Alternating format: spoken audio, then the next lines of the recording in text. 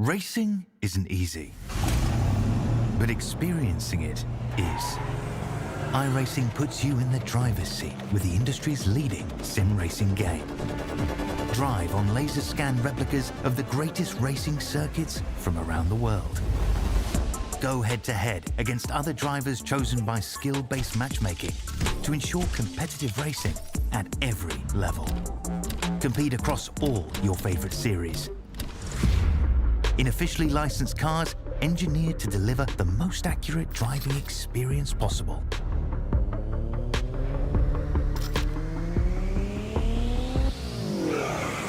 Join a race or host your own with players from across the globe.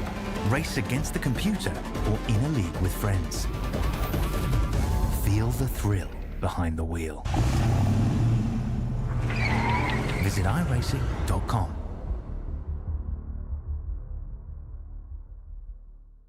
When you want to be the best, you can't settle for the rest. For anything on iRacing, there's just one name you need, Maconi. With the launch of McCone Entertainment and Maconi Competizone alongside Maconi Setup Shop, we now provide the best of the best in setups, paint schemes, coaching, broadcasting, and event organization. With cars across all 4 license classes, we have what you need to hit the track with confidence.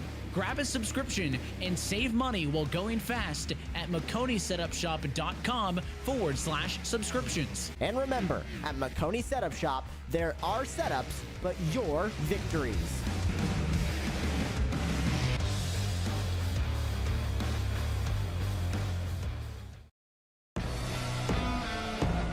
Tonight, the full-length Cup Challenge makes its way to Kansas City, Kansas.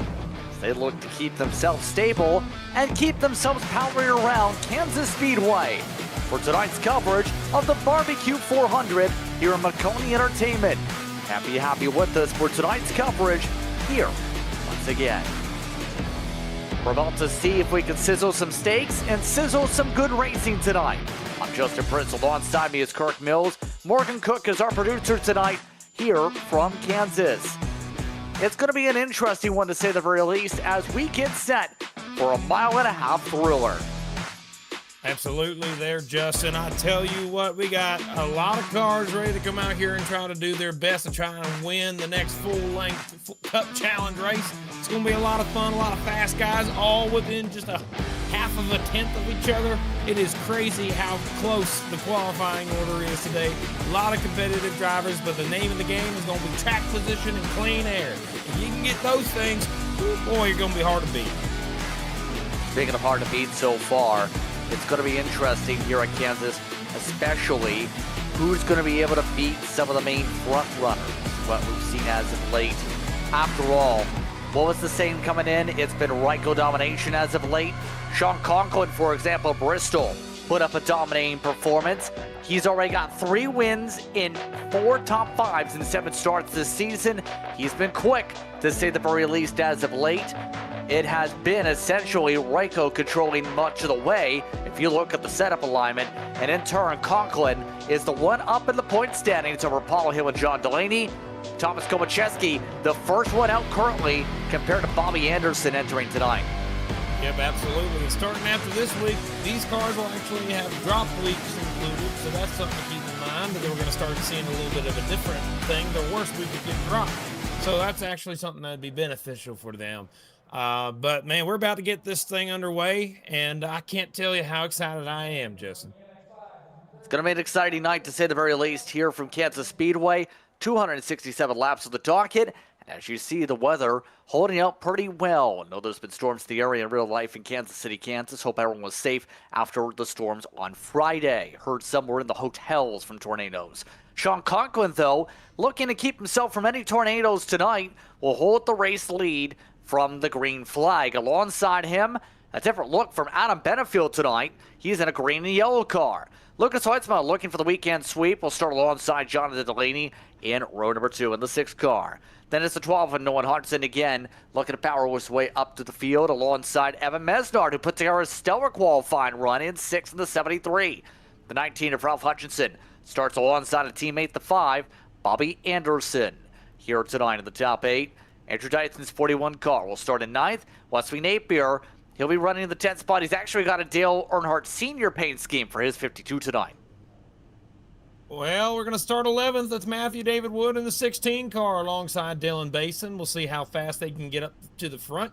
It's 13th, Paul Hill alongside Neil Pearson for Black Flag Motorsports. Starting in 15th tonight, Nicholas Vroman in the 95 alongside Matt DeCiani in 16th. 17th tonight will be Corey Moore alongside Cody Porter for 18th. 19th will be Tyler Hunter alongside Paul Gallimore, your top 20. Continue to quickly go through. Jeremy Brown will start alongside Casey Graves as the last initial pace lap because I believe someone spun out on the pace lap. Sean Anderson, Dave Hoitzma, the top 24. Let's let the rest scroll through here because hearing Paul Hill was the one who had issues, who spun it out on the pace lap already from the front of the field. Well, cold tires, but I don't know how on earth that could happen. Oh boy, that ain't very good. We're gonna have to take a look at that one if we can here shortly. Here's the rest of your starting lineup on your screen. I mean, it's possible he just hit the gas a little too hard. I've seen it happen. He's P2 in points, so I mean, he's fast, but wanted to get the attention on him early, I guess. A lot of fast cars going to be the back. Keep in mind, you've seen some of those names like Paul Gitter, Derek Heitman. Actually had to use provisional. 42 of the 43 scheduled starters made it. Alex Coffey, a family emergency, was unable to make tonight's race. So we'll have an air pace lap, but this is what happened to Hill, as you don't expect a little bit of a scare after you get rolling from the blocks. As you can see, everyone populated, waited the extra couple minutes to make sure everyone's in the car. And by the time he got fired up here, it seemed like as soon as he gassed up past the commitment cone, it became problems. We'll see that in a moment or so as all these cars quickly got their setups forward. together. Yeah, 30 seconds forward, if we can. Right there, right there. Perfect. Yeah, he just... very unusual. I can't tell you what happened. He went through the grass, 1X to start things off, but the cars right now are on the backstretch with one more lap to go before we get the green flag, I believe. Lights are out on the pace car. And it looks like that I'll send out some paint schemes because there are some older paint schemes that are showing for right here as well. I'll send one over there to you there, Morgan, to get that updated. But we're about to get things ready going through turns 3 and 4 here at Kansas to start things off this day. 80 laps to stage 1, 160 to stage 2, 8 tire sets, and 11x incident limit. You cannot get in too many accidents. Paul Hill's already behind. Out of turn number 4, reach down, pull them belts tight one more time. Pace car dives it on down into the pit road. Leader, Sean Conklin through that restart zone. Boogity, boogity, boogity. Let's go racing, boys.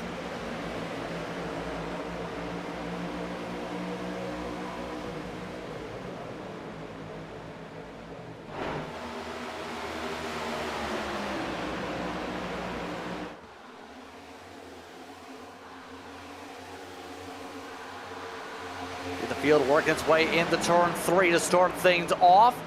Already the leader, Conklin, to the bottom, and one of the talking points we're just touching upon that you had a mention of last night when it came to Friday Night Lights was people expected tonight's Cup race to feature a lot of people to get to the bottom of the circuit. Already seen that with your top 2 to the bottom. Right now, it's kind of a fight for track position. These restarts are the best time to be able to get as much as you can, as early as you can. So going to the top is kind of just trying to get runs so you can try and get a better position, but it's early in the run. The longer the run goes, the sooner you're going to start seeing people try to chase their way down to the bottom. You see Delaney and Nolan Hodgson there cutting the track. You're going to see that all day long. Interesting enough, in practice, a lot of people are spinning it out trying to do that, though. Does use a little bit more tire wear, Kirk, when you go down to the apron. So there might be a few drivers in the long run that just snap around doing that. Yeah, it's also possible for you to bottom out. When you bottom out down there, when you go across that apron, it's not fun. So it can definitely cause some problems. You can see now the battle for the lead starting to heat up. I see Hoytsma all over the back bumper. Oh, there goes Wood. He's in the grass. Contact with Mesnard. No caution, we stay green. The 16 will save it as we see the rest of the leaders zip on by. So, good effort there from one of the SLOW machines. Simple as that. Sometimes when you're side by side, your competitors expect you to take the apron. In this case here, Kirk, tonight, I think Matthew David Wood didn't take the apron, and watch Mesnard. Next time they come down the front straightaway, pretty certain Mesnard thought he was going to fall to the apron and didn't. Yep. While we're watching this, you can see right there the 16 on the bottom. This is going to be a mistake that happens quite often as up front. Oh my gosh, right now the 97 tried to give a shot, but you can see right here, yeah, he just thought he was going lower, but he wasn't. So that's what sent the 16 around. Saved the car. Good on him to take care of the car. But live on the racetrack, the 97 gave the 58 a shot in the back bumper, trying to get by him for the lead up front.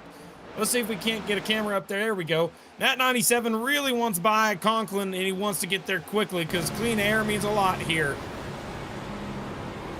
You see him trying to use the outside line.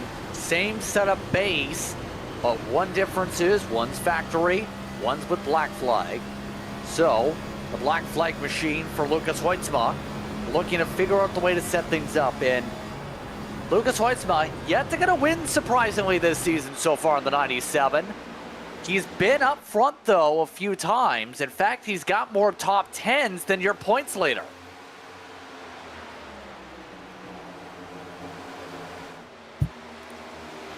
It's so easy to come out here and to think that you can run really fast, and you can. Some of these guys can come out here and just do really, really well, but winning is just so dang difficult. You could get top 10s all day, but trying to get a win is just one of the hardest things. You got to put everything together. It all's got to work together. And that 97 just hasn't had it happen yet all season. All together, a complete package, but it might happen here as he goes to the inside for the lead. Here we go for the point.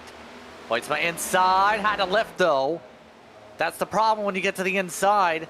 There's another opportunity for the driver on the outside to squeeze you. Conklin did exactly that, like squeezing a pea pod, so to speak. Yeah, that's true. You can definitely have a lot of ways to defend an inside move here at Kansas. Side by side, though, you're looking at Evan Mesnard just behind that with the 26. We're looking at that battle from on board just ahead of him. Man, that's always a cool little shot. I always like sitting right there on the back of the gearbox. You can see a whole bunch of good views of it. 73 Mesnard looks like he's going to make that pass, and now going for the pass on Bobby Anderson in the 5. Along the racetrack as they go. Mesnard slowly dripping back though. Chance with this move here from Anderson to make it a -4 so far for the 73. That's the tough thing. You might have to qualifying speed down, Kirk, but the long run pace, such more critical. Keep in mind, those with the cars that have speed can pick up spots too. Patrick Gitter up 20 already, for example. Michael Tucker's also gotten himself 16 spots, for example. With 10 laps, 20 positions, got to give that 21 car some props. Look at him. But he's also gone through the back of the field. There's a long way to go to get to the front. Speaking of which, there is a huge battle going on up front. 3-4 wide almost for a moment. It's with Roman, Hodgson, Dyson, and you see the 19 of Hutchinson right there. This little pack of cars has just been going hard on each other the entire time, it looks like. Yeah, right now, their pace is about a tenth actually quicker than the race leader, but that may change with some of the squabbling. Dyson, so far for Team Conti, he's been looking solid this year. He's topped in the points. He's only finished in the top 5 and top 10 twice, though. A little bit of a surprising start for one of your championship contenders on the campaign. His best finish was a 4th at Martinsville a couple weeks ago. Yeah, that outside line is going to be something that these guys are going to use to their advantage. They're going to be able to rip the top, but the problem is on the long run, that kills your tire. So it might be short-term gain, long-term loss, but it sure is working for him right now, to quote Cars, the movie. So there you go. Yeah, I mean, we'll see a lot of those drivers take that risk, and if you burn up your stuff too quickly with it, you end up going backwards. I think Mesnard might be the same case. Roman is doing the same thing. Roman, in particular, up 7 so far. And Nicholas has done Nicholas things. A win on the season, only 2 times total in the top 5. That included Daytona. He's been a talking top 10 and a walking top 10, if you will. Every race except for Darlington, he's finished at the front. At Darlington, he had multiple incidents. Yeah, it's very unusual, actually. Roman's, I feel like that from watching this season, we normally expect to see him up more top 5, but only 2 top 5s this season. Kind of unorthodox for that driver as he's side by side right now with Mesnard here for the 7th place spot. Looks like he's going to try and make the bottom line work. And Mesnard, nope, not. Oh, yep, he's got the run on the top. Still going to be side by side down the back. But yeah, Roman, I think it's been an unusual start to his year. I'm excited to see what he's going to do with it the longer the season goes. But regular season still doesn't mean as much as you think, because now the chase is back. But man, one day we'll get full season points and we'll all be good in the world. We'll see when that decides to happen. Oh man, that'd be good. Well, getting to the conversation points with some of the battles, you see still the battle between Roman and company going. Bud Anderson also has been a solid driver this season. After all, there is a reason he's been amongst the drivers in the conversation, the bubble spots. But only 1 top 10 on the season, and that really was not even Daytona, it was Las Vegas. So Anderson has been around, not even that terrible. He's been around 10th to 15th for a majority of his races. Similar to last year, just outside the top 10, consistent enough to at least outscore a majority of the drivers in the mid-pack. Yeah, he's at the meeting is the way I like to put it. He's at the meeting, but he's not the one talking right now. He's having kind of a mid-run of a year so far. Only got 1 top 10 like you were saying. But, I mean, the 5 car, he owns the league, by the way, if you don't already know that. Bobby Anderson, he's the league owner. And he's running with Black Flag Motorsports, and that team is pretty dang good. They're leading the points standings, I believe. And it's just one of those things that is a unique situation for him. I'm hoping that throughout the season he's going to be able to get a good run one of these days and maybe even go have a chance to win. But he's under fire right now from Dyson and the 41 behind him. And just in front of him as well, Corey Moore. Actually, who is that? Let's see. That's Tucker. Michael S. Tucker, rather. Yeah, not common. We see him in the top 10, but right now he's running P10 and trying to make his way forward. Now, of course, he started last year with ESE, but of course, ESE eventually shut down. Now, as you see, he's got the certified Harpoon logos on the machine tonight. Still has speed. Now, keep in mind, technically, some of the drivers still work together in what they call the Certified Harpoon Motor Club these days. That was essentially the fill-in for those who wanted to race after Elliott Sauer Esports officially merged downward after being a part of NASCAR for about 5+ years. Michael S. Tucker, though, for his sake, he's been good whenever we've seen him on the track in this series. He's doing good here tonight on his progression to the pack.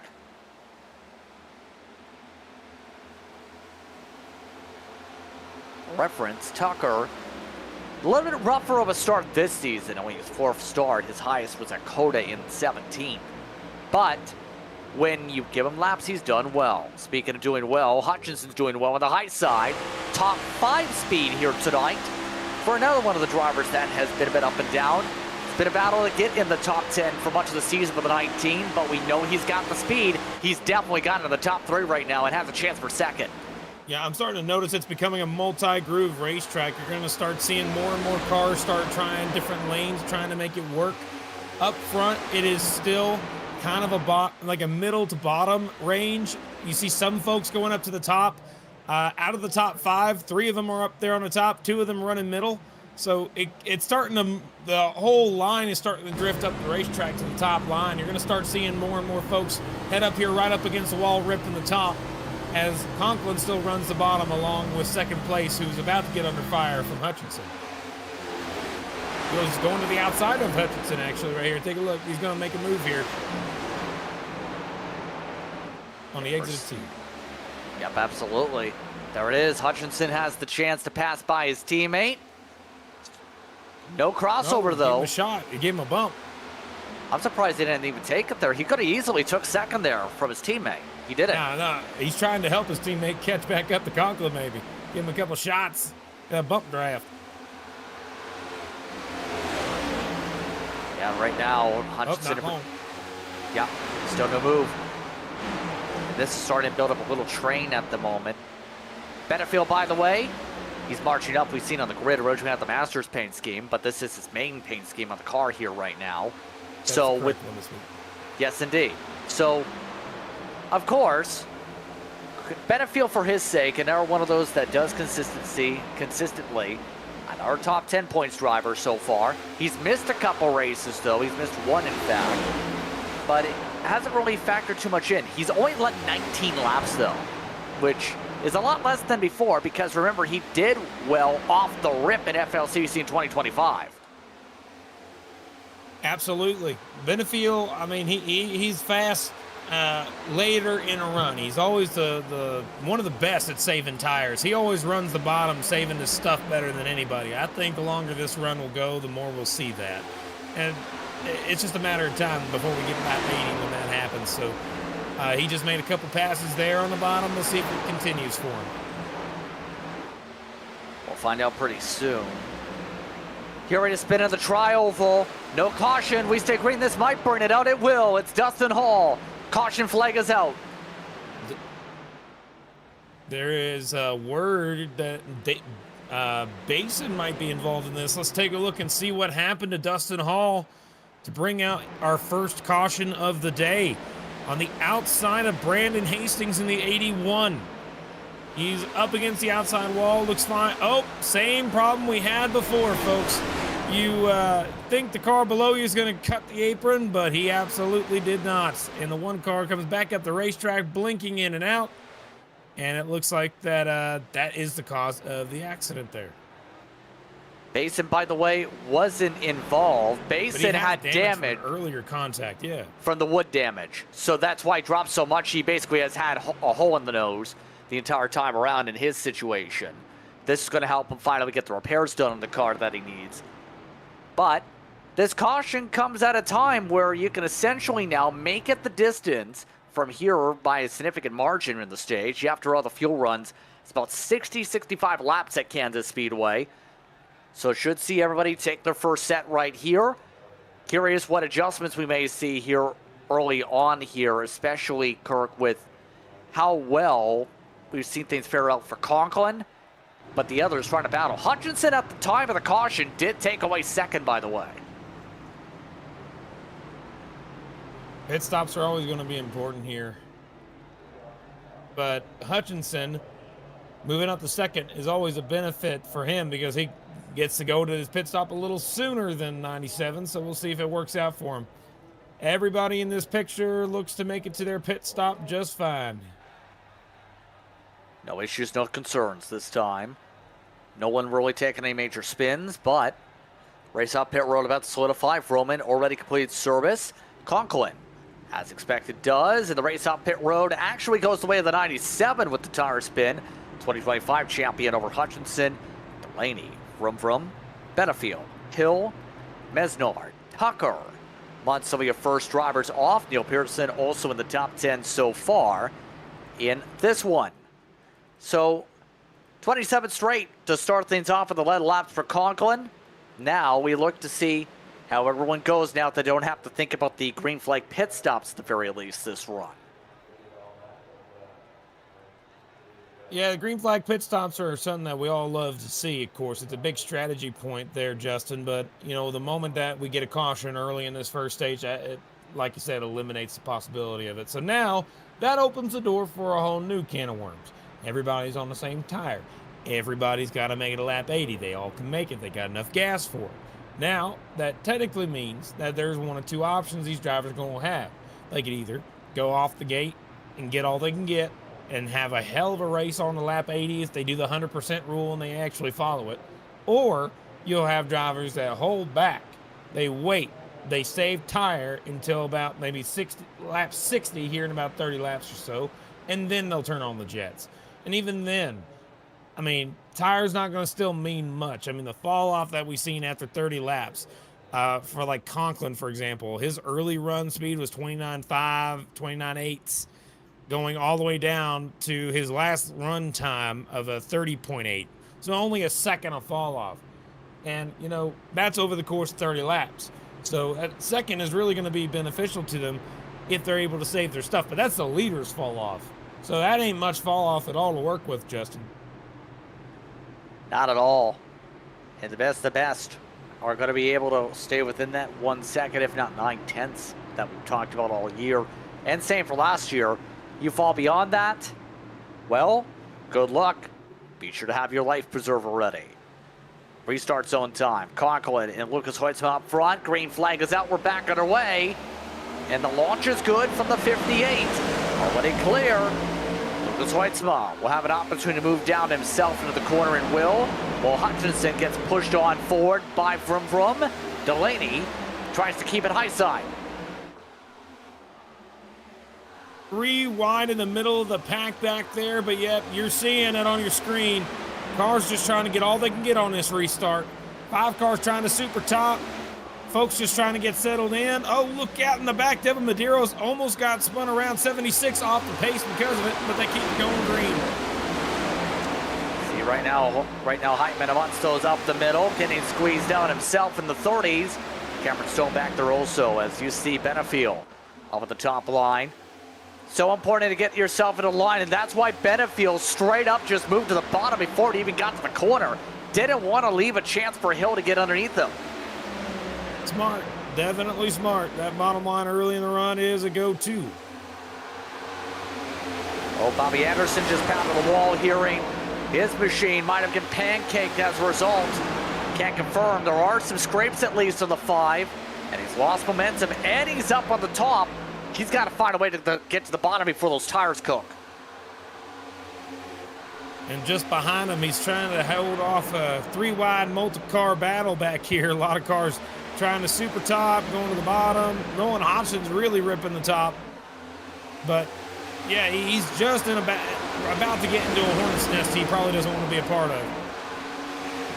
Let's see how Alonso's on the bottom, by the way, in the apron. That time by along with Alan Duggar. That got him alongside Anderson. Interesting enough, Hodgson wants to get somewhere. He lost a lot of ground because he had a 24-second stop. Again, that usually is an indication that he had to repair something on the race car as a result of some of the bumping.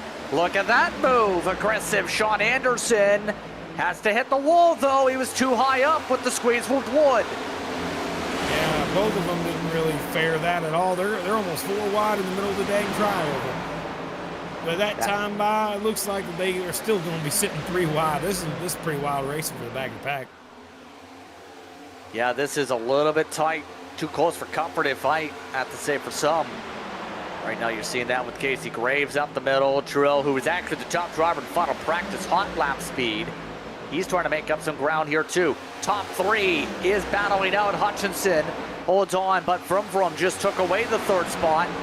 Now it's Hoytsma and Delaney right behind, so the 95 continuing to pick up spots. He's up 12. As the back of the field's crazy, up front it is as well. You can see Hoytsma drop back 2 spots from the beginning of this run. He's now sitting back in P number 4. He went from 2nd to 4th, just like that. So now, look at the battle for the lead. Up front, leader. Hutchinson's making a move for the lead up front. Yes, he's got the pressure. Go ahead. Yeah, I think Hutchinson's saying, can you let me go ahead and make a pass? I mean, unfortunately, that's not going to be how it works here, Kirk. Obviously, Hutchinson's going to have to fight to find a way to get Conklin loose. Yeah, he got up to the back bumper in the trioval trying to make a move, but he got blocked. 58 car making sure that air didn't work in his favor. And, yeah, it worked out pretty dang well. He lost a lot of ground since that move last lap. So now Vroman's closing in on this. Nicholas Vroman, remember we were talking about him early in the stage? He's running P7, where it was unusual for him. He's normally top 5 driver. Now he's sitting P3 trying to go for P2. Right around where we expect to see that 95.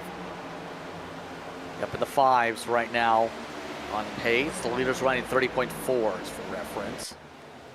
So the Team Conti machine rides well, all well. Everybody is piling on to find a way around the 97. That includes even the teammates. Delaney from the high side blisters his way. Look at Tucker. Tucker is actually running a solid clip here. He's up there with the race leaders on pace, but he's got good positioning with the way he's taking these runs for these spots. Got a lot of momentum in that 36 right now, trying to carry it all the way further and further to the front. He's up to 4th now as, oh man, Hoytsman dropped back outside the top 5. He must have made a rough adjustment or something. Roman is about to get under fire from Tucker. Here he goes to the outside. Yeah, now looking to try and set up something up at the front of the field as they go. Let's find out how this is going to go in the next moment or so. There's the look for Tucker. Able to get to the poke, the prod, the quarter panel. Tucker is now set up for the front of the field. Now, I remember back in the day, the outside was the line to go to defend. Remember, there used to be a time here at Kansas where you'd still run the bottom, but you'd get so big runs up in the top, you'd block to the wall.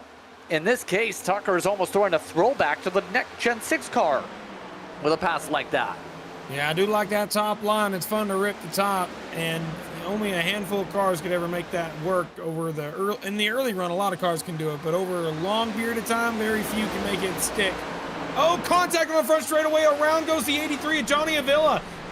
83, the 52 of Wesley Napier is also involved. There's two cars wrecking at the same time. Caution's out for the second time in stage one. Two-car incident. Caution is out again. And Cloutier was involved on the clip-in. Blew up. I believe we're going to see the same reason for the other incidents on the front straightaway. Let's watch. Guess which car did not go to the apron? Oh, it was two wrecks, two separate wrecks. Yeah, I saw the 63 go around behind them. Oh, look out. Oh, my gosh. Man, got very lucky to not get clobbered there. But, yeah, the 52 car had to go through the grass because he got loose. The back end stepped out and spun out. That's Wesley Napier. And the 63 of Avila just made contact up ahead of him. You're going to see Napier get loose first. I don't even think he's going to see the wreck. No, he just got loose on his own. Goes through the grass, and, I don't think Kansas is going to pay him for mowing the grass, but I'm sure he'll appreciate it. Indeed, and now as a result, caution flag waves, and with that, won't be surprised if we see a lot of these drivers just stay out here, preserve a set, because the track position is a big gamble. Yes, you can gain a lot in the spots Kluot particularly was seen there in terms of the situation, but like everybody else is going to stay out on the racetrack and keep the track position, Kirk. One coming down. Is that Mesnard? And 5 of Bobby Anderson, who has been going the wrong way ever since he hit the outside wall. See the 63 coming down, a few more cars. It's kind of expected the further back in the field you are, you're going to come down pit road and do that. Yeah, 63, rough start of the day. He's going to come down, probably going to get some of that damage repaired. I don't think he'll take tires. I wouldn't recommend it yet. Oh, nope, he's going to take tires. So, losing a set for later in the run. Hopefully he'll be able to, take care of him a little longer, so he's going to be a set behind everybody else. Kind of a detriment. Kind of in that situation, indeed. So, Yoel is out on the racetrack. Kluot, for his reference, up 15. Duggar, same thing so far. Patrick Gitter is in the top 10. For those who want to keep track of him so far, yes, he's gone 32. He's in 8th.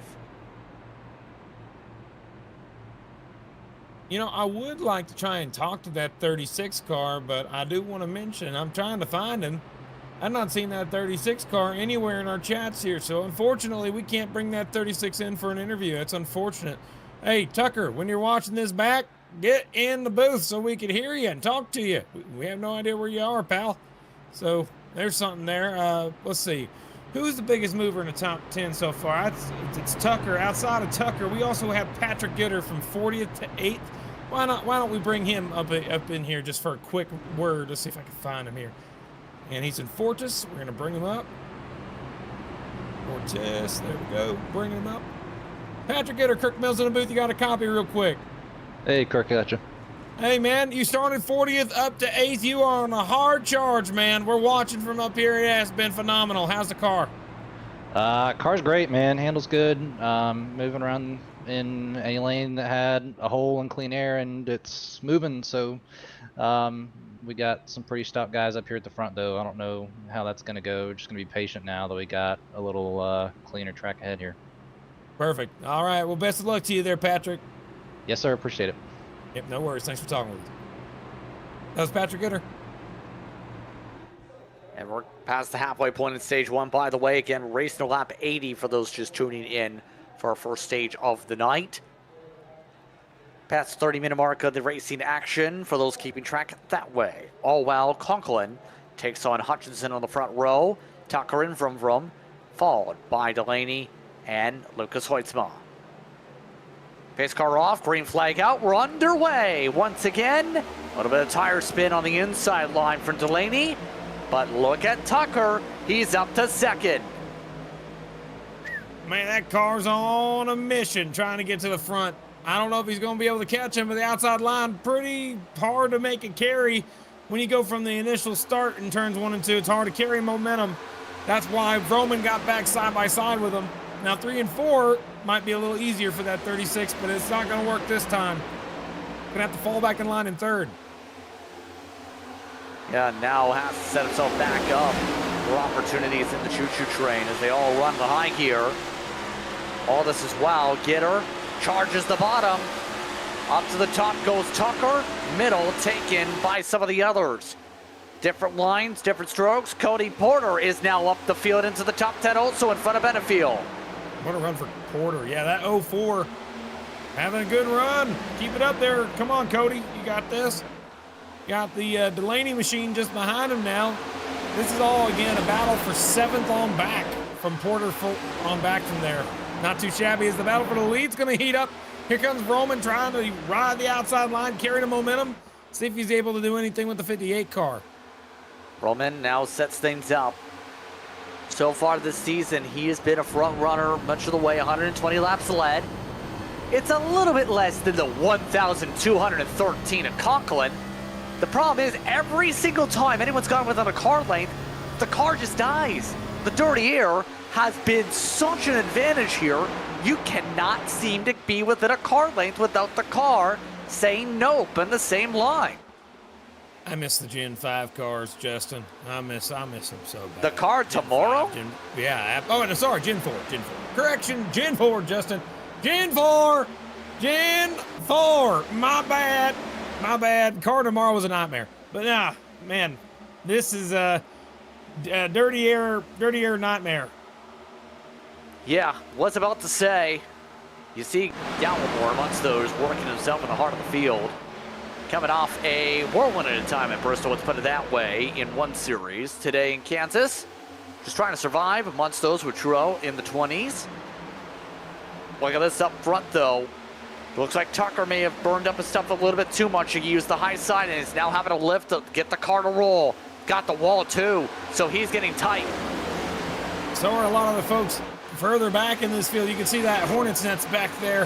Holy cow, I've seen them hit the wall, hit each other. They're sitting 3 wide, 4 wide sometimes. That 16's just been bullied around, it looks like, a little bit. It's still 3 wide up in front of them, too. My goodness, just all over the place. Yeah, that's Duggar, who, since Daytona, for the most part, pretty quiet. 5 starts, no top 10s, though. His best finish is actually at Darlington, after all, where he ran pretty well there. 20 incident points when his next start came in at Bristol, though. So Duggar, at least doing respectable for the most part. He's not been able to get himself out of the Hornets' nest again. Blew on the outside, nearly poked himself high as Wood got the run that time 3 wide. And this is difficult to do when you have to not only keep an eye on your car on the outside, but know there's a potential of a run for the next line up if you are seeing them up on the top shelf. Yeah, the very top line just seems to be a rocket ship. They're just going so dang fast on the top. 16 showing it. He flew around these guys. Look at this. He's just got so much momentum up there. I don't think he's afraid to use up some of these tires here. He is not one of those who pit, by the way. Mind you, none of the people who pit have gained really too much track position back. Bobby Anderson is the highest out of anybody who's pit. He is down in 30th. at the moment so far. Not a rapid charge. See him actually stuck against a lot of the others on older tires. Johnny Avila is the next up, and he was one of the ones who took heavy damage, remember, for one of the caution periods in 63. It's been a shockingly rough season for Avila, for someone who I once worked with on team, in fact. No, pretty committed, ran with Nexus at one point, now runs with Express Esports. Been one of their star drivers this season. He has taken a whacking whenever he's been in a decent track position. It's true, actually. Yeah, it's kind of a weird coinkydink. It seems like week in, week out, he gets involved in an accident of some sort, or something happens where his day gets ruined, whether that be a pit road problem or on-track contact. You never really know. But it has been kind of a little off. But who's in that 25 car? That car looks different than usual. Is that Tucker? Bryce Renier. Holy cow. I'm used to seeing him in the 5 car in the Friday Night Lights series, but not today. He's running that 25 car for Team Kansas in performance. A little bit further back in the field, but new paint scheme out of him. Never seen that car before. It's actually with Stealth, but he is running a Conti car in terms of setup alignment. Oh, He's the only Stealth. Well, he and Kluot are together. Same unit. You've normally seen Kluot in the P1 machine. They're both with Stealth tonight. Galmore in his Beast Mode performance car. He's passing the other team member just at that same point. So, drivers who run for different outfits, at the very least, uniting tonight and through parts of the series, now to at least get Stealth Racing out of the basement that is dead last in team standings, by the way.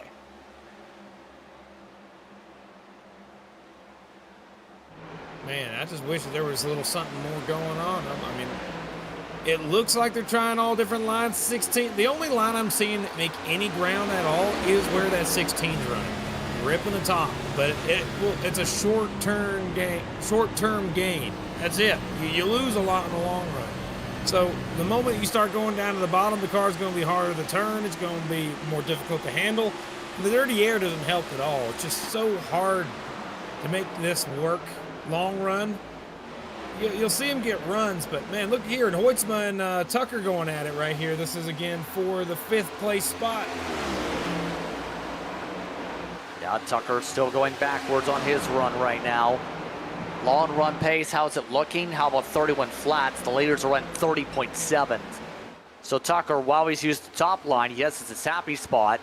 Hasn't really worked out in terms of the overall tire advantage compared to the top 4, who stayed on the bottom early and have, for the most part, either gone to the top now after 20-plus laps or are running a bit of the middle line. Lucas Hoytsma getting a little up tap from Delaney, allowed to save it, by the way, in this.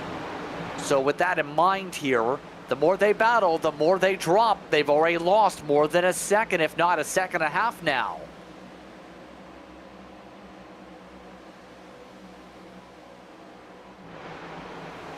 Look at that for Benefield, by the way, and all of this. I was about to say here, Kirk. Just you can tell, tires are gone on Tucker. He is going to be waiting quickly for the end of the stage, so there goes all the track position. He needs a caution, and nearly got one. Noah Hodgson said, oh my goodness, with the save Paul Hill just had to make. Man, oh man, what happened to that 26? Just seemed to have a problem there in the tri-oval, lost a little bit of ground. Let's see what happened here.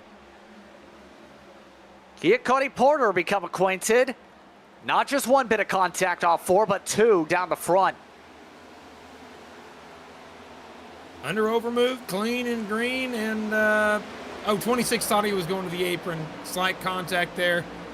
Loses a little bit of momentum. Opens the door for Matthew David Wood, as I thought I just saw a car in the grass. Oh, yes, Dave Hoytsma. Dave is in the grass, the 79. That's at the end of the racetrack, and he is now sliding it into the road course section. We stay green. So David Hoytsma making a start here tonight. Running in the 40s now. This slide brings his McCone setup shot machine into a tizzy. Good job not spinning it up onto the racetrack. Got to give him credit for that. Only in through the grass. But 11X, you don't got a lot of room for error here. So that sees us still racing, though. with that in mind, as you see the separations, Hutchinson has lost a fair bit of ground now as the lead has stretched away. Right now, Conklin, 30.9 is the fall off. It's actually gotten a little bit higher than 0.9. It's now up to 1.4 for much of the field. But it remains the same. If you have clean air on the nose, you're in a good spot. Benefield hit the apron. The paint is slippery. Lucas Hoytsma says, I'll let you have it. Your car's good. His car's great. Yeah, not bad. Top 5 now. 83 Benefield. Remember, he started almost outside of top 10. He's made his way forward. Matthew David Wood is another car that's pretty dang good. He's run P8 right now. Keep going forward, but he's under fire right now from Tucker and from Nolan Hodgson there. And the 12 on the bottom. 16's just not able to carry the momentum he could on the top in the past. Going the wrong direction. Tempers are flaring on the radio, hearing some of the drivers are in this pack, but as you see, 6-3 reveal wants the top.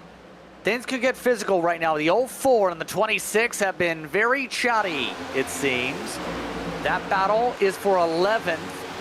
Porter and Hill will not give each other up on this spot. Hill's been trying to make the move for a while now. Porter trying to make the run and hold on to it. Yet again, it's time for a crossover. Man, I love it. This is good. It's fun. I like it. Let's see, is he going to do a slider on him? It looks like he might. Yeah, he's going to do a slider on him. Just like oh no, they both hit the wall. And here we go. Crash involving Heitman as well. They slide in the grass.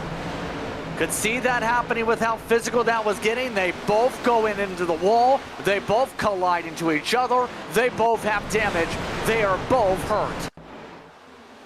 Yeah, the biggest hurt is that there's no caution for this. I think the 04 overdrove the entry and just didn't have the room on the exit, and 26 was trying to overdrive it too, and both of them followed each other into the wall. Contact, spins the 4 out, and the 26, the 04 rather. And man, now they got a real reason to be mad at each other. I think Cody Porter and Paul Hill might and that's also the 5th X for that Paul Hill machine. He can't afford another contact. Remember, the incident limit we've seen at the start of the show is very low, even for Kansas. It's 11. Remember that number. That is extremely strict, meaning you hit a car more than 3 times. Even in the case if you're Heitman there, who just got hit in the right rear, you're now concerned the rest of the way because you don't have any room for error if anybody touches you the wrong way. Oh, God, that doesn't sound good the way you said it there, Justin. Oh, my goodness. Yeah, nobody wants that happening, my man. Oh, man. Yeah, but that was an unfortunate situation right there with those two. Now, Hoytsma, I think, is going the wrong way, too, because he's got Hodgson now trying to make the bottom line work on him.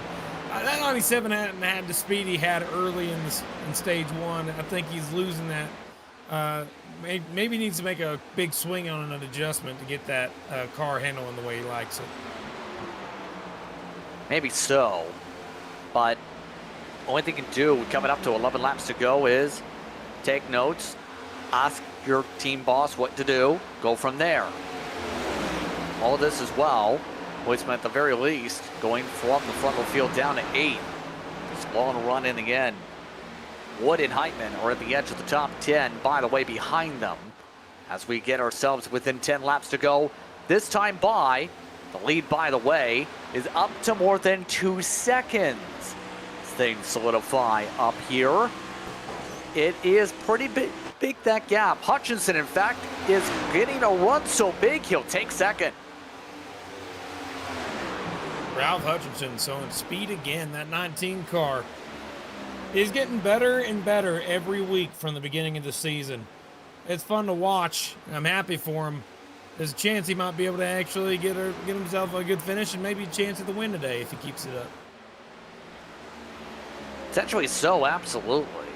But it's going to require a lot of luck with the fact that Conquest led every lap and is running about 1/10 to 3/10 quicker than the rest of the field as this race is going on long run. That 58 is not going to be easy to beat. You have to think of a way to out-strategize and then hope an anvil falls on the racetrack or something. There's the difference. You see, a little bit closer last time, but a 10 to 2 tenths per lap, that's going to be hard to find any adjustment that's going to make you up that much ground. Man, it's just that much faster lap after lap.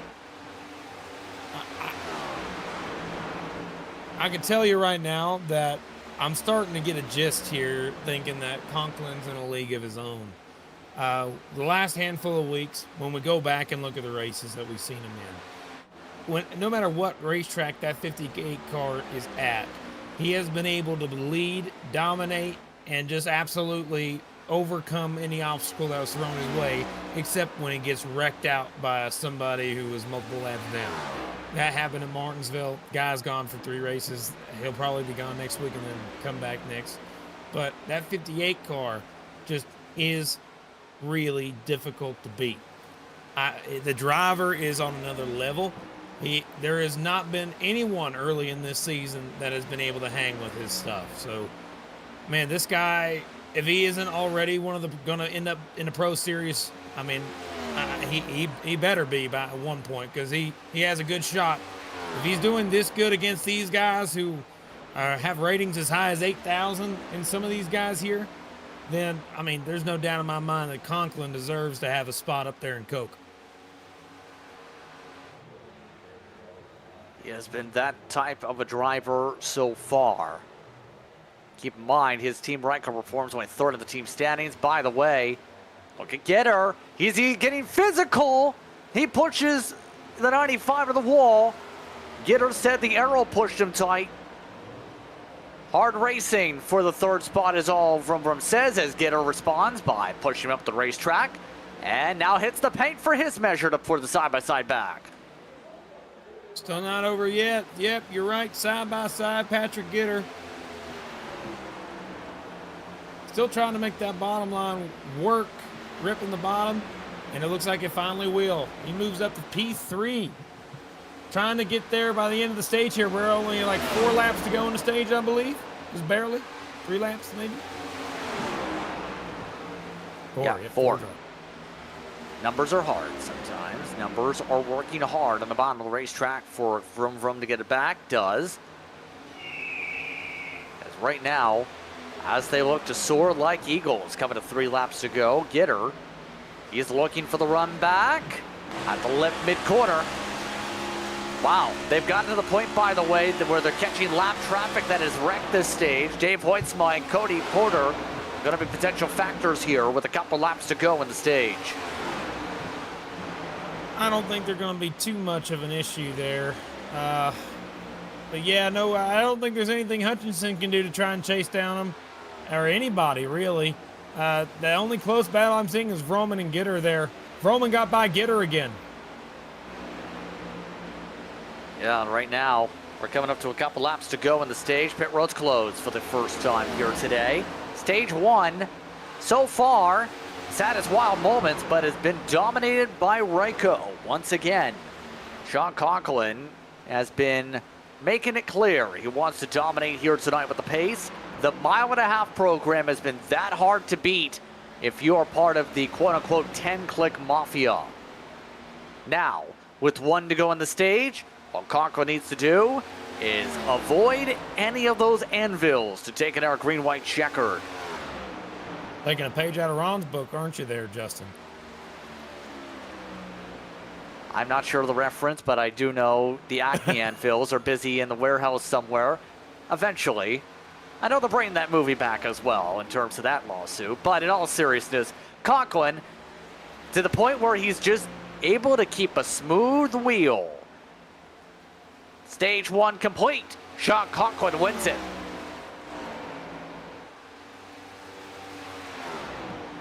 Conklin dominates the stage, absolutely. Hutchinson, Vroom, Getter in the top 4, followed by Benefield, Hodgson, Delaney, Wood, Billy Brickley. Where did he come from? He just drove into the top 10 late over Derek Heitman. So the 00 in Sim all of a sudden went from not even being close to the top 10 to being in the top 10 in the final couple laps there, Kirk. Just drove his way up there. You know, I've noticed something about Billy Brickley. It's weird. I've seen him get better and better throughout last year into this year. And for some reason, I think that he's improving so much so that now we're seeing him get some stage points. I love to see it. He did in some races get those last year, but it's becoming more prominent, absolutely. Yeah, But- exactly. Improvement. Yep, but with that in mind, again, we'll race to 180 for stage 2, by the way. Looks like we'll have at least lap car cushion. 160 is the stage total, I should say. I believe I said 180 by accident. So, pit stop's coming up here in the next moments or so. And at this point, what type of swing do you make, knowing Conklin is to the point where you keep clean air like that, Kirk? That car just bolts away. What can you do to try and find a way to get the car to stick in dirty air while also not sacrificing the long run speed? I mean, these guys are going to have to beat them on some sort of strategy or something like that. I think strategy is the only way I'm going to be able to see that happen at all. It's just, you can take major swings at the car, but when a car is 3-4 tenths faster than you in the long run, getting 3 seconds ahead of everybody else, you're going to need to take a huge swing or get some good strategy to get you in front of them. Cover his clean air. Maybe even take 2 tires here. Who knows? They'll roll their way into the pit boxes. Complete some service here. So let's find out who wins the race out pit road once we're done here, and then get our chance to reset for stage 2. Shouldn't see any 2-tire calls here. Already Gitter is so far back down pit road, he's already completed service. As Conklin completes the rest of the tires, look at this though, it's close. Vroom. Did he get there? It was close off the green cone. He got him. Yeah, that was a big run off the pit lane. A 7/10 quicker pit stop will take us into the break. It's Vroom, the leader for the first time tonight. Our first lead change comes off pit road. You're watching McCone Entertainment. When you want to be the best, you can't settle for the rest. For anything on iRacing, there's just one name you need, Maconi. With the launch of Maconi Entertainment and Maconi Competizone alongside Maconi Setup Shop, we now provide the best of the best in setups, paint schemes, coaching, broadcasting, and event organization. With cars across all 4 license classes, we have what you need to hit the track with confidence. Grab a subscription and save money while going fast at McConeySetupShop.com/subscriptions. And remember, at Maconi Setup Shop, there are setups, but your victories.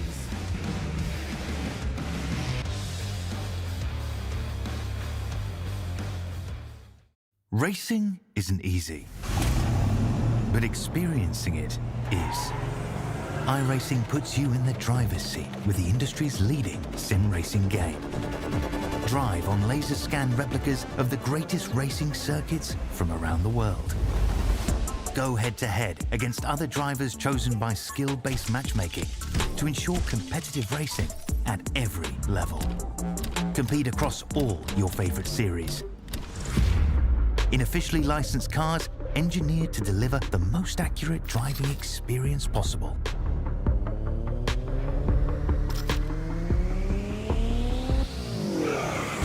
Join a race or host your own with players from across the globe. Race against the computer or in a league with friends. Feel the thrill behind the wheel. Visit iRacing.com. Welcome back to the restart zone, where new leader Nicholas Vroman takes us to green for stage 2. 160 again is where we'll run to in this stage. Conklin on in second. Hutchinson, Gitter, the top 4 with Benefield, Delaney, Hudson. Among some of your top drivers, Billy Brickley is on the move though. He is a hot cart, or rather a hot car with a Hot Wheels-esque logo on the deck lid that nearly got turned. Had to go down the block. That little move there. The real thing I'm looking at is how fast can Conklin get to the back bumper of Vroman for the lead. I think that's going to be something to watch, but Billy Brickley's in a rough spot. He had to get a little loose, so now he has a little bit of a gap. That actually might benefit him a little bit. Yeah, now Brickley seems to be in a good spot now track position-wise. Oh, wow. Conklin now tries to figure out if he can work in dirty air. This is the first time he's had to deal with it the entire day outside of lap traffic. You can tell he's trying to back up a little bit in terms of corners. Watch this on the braking point, or lift point, if you will. See the lift? Now he's going to try the outside. In fact, he tried to charge the corner to gain a little bit of ground for this lead. He's got to run for the point. Yeah, Roman cannot let him go. Looks like he's going to let him go down to the bottom. Once you give him clean air, it's hard to beat him. So Roman, side by side still. He's hard to pass, Roman is. So that at least means we're going to get some good racing up front, side by side. Let's see how long that lasts. Well, there's the send back from Conklin. That's it. Your leader, John Conklin, didn't even need to slide up fully there to make the job work. And now they've pulled away, the two of them by near a full second with how they've battled so far. Speaking of battles, look who's on the recovery. Basin, remember, with the nose damage is going to get, no. Well, this is going to add some more damage, isn't it? Huge crash. Oh my goodness. Multiple cars sliding off turn number 4. Some cars getting damage after the fact. It's Tanner, Marty, Tucker. I see the 71 of Truel involved. The 2 car of Nicholas Isaacs. Hadn't talked about him much today. 2 cars around. And also Bryce Reiner also involved in this as well. Caution flag is out, and 36 just lost it. That car just went bye-bye mid-corner.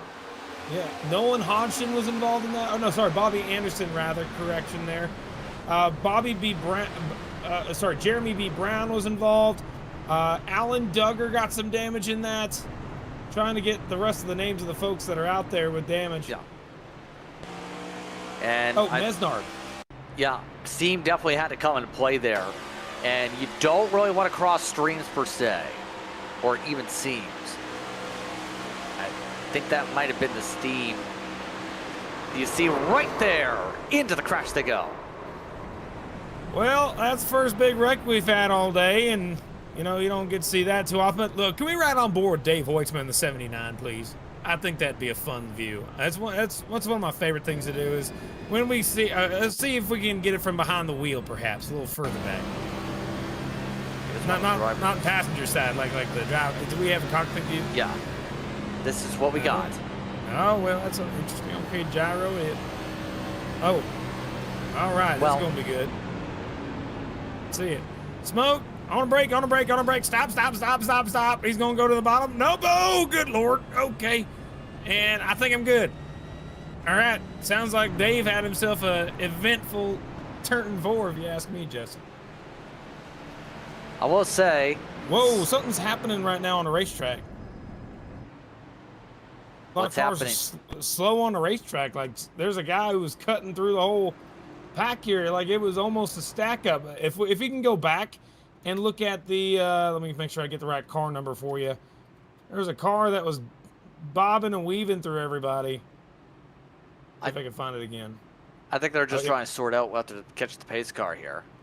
It was a little more aggressive than that. Michael S. Tucker heading through turns 3 and 4 in the 36 car. Yeah, 3 and 4 that last time by. Take a look at what he had to do when he was trying to catch back up to the spot. A little further back. Yeah, further back. He's pit road right now. Yeah, it was on lap 89 is when this happened. I think he might have gone and scored in front of a bunch of cars because he was one of the cars involved in the contact, but I think he had to pass everybody because of where he was scored at the time of caution, even though he went around.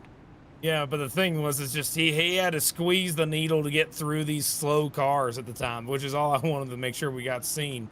It was just a weird thing that you don't normally see every day, trying to split it 3 wide under caution, inches from another car. There's a lot of people trying to sort each other out. Brennan Hastings just got an ELO penalty from the sim, by the way. But up front,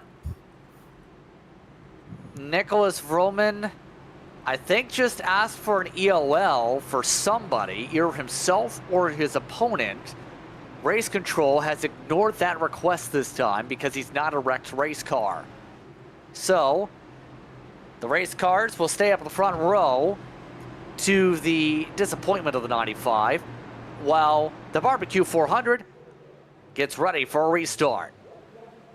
Already burned about 10 laps in the stage, 70 to go, coming up to 69. Green flag is out. Oh, Vroman jumped it. Is that going to be a black flag? He was first on the gas and had to check back up.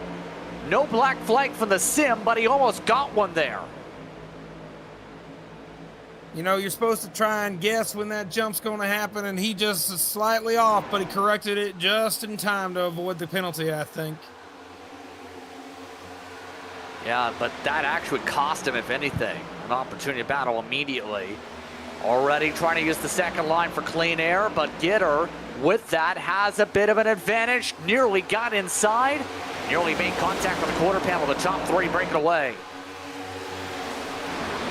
All right, oh, there he goes. Billy Brickley up into the outside wall after contact with Matthew David Wood. Such a good run, turned bad very quickly. 4 wide move, did not work out for him. 4 wide, disaster.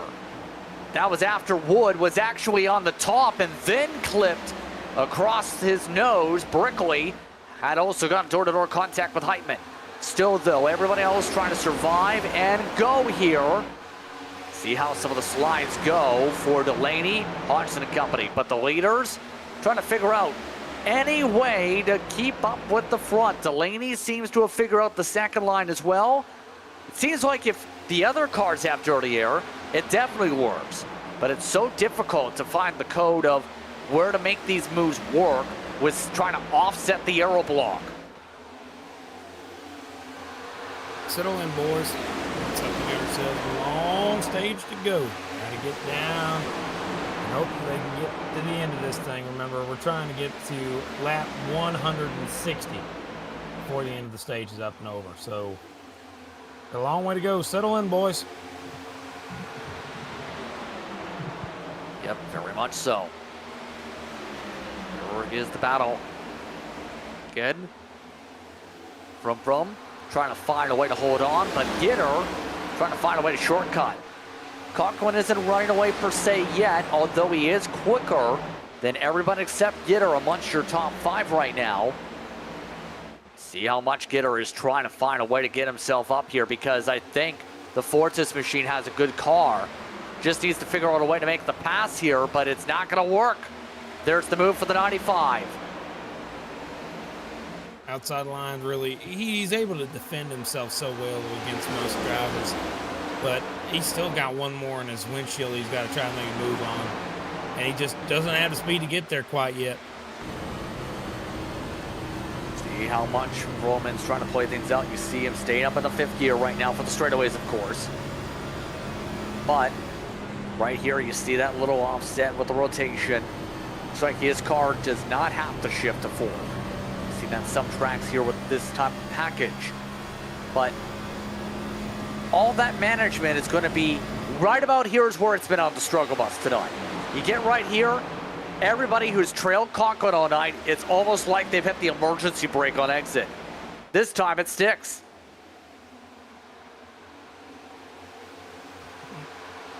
He's going to need a lot of momentum to even try a pass on that 58 car. It's just dirty air kills the attempt, the possibility of it even. Like, I'd love to see it. I'd love to see some racing up front, but folks like certain things on these cars to stay the way they are, so it's unfortunate. But up front, yeah, I mean, eventually, if Conklin makes a mistake, the door opens. But that'd be very hard to see happen, very unusual. Benefield is getting passed by Delaney, though, just behind these two. Delaney's trying to top line. You can see the 12 car and Hodgson in this battle as well. These 3 cars, and also the 19s, caught Patrick Gitter just in front of these 2 as well. Yeah, right now you see how much Hutchinson's been able to roll. Talked about his speeds this season. Best run of the season for Hutchinson. 6th place in 2 different races, Darlington and Coda. But he's another one of those that's ran 11th to 15th, much the way outside of that. But because so many drivers have been polar opposites on momentum, he's been amongst those able to outpour a lot of competitors and be a top 10 contender here in the point standing.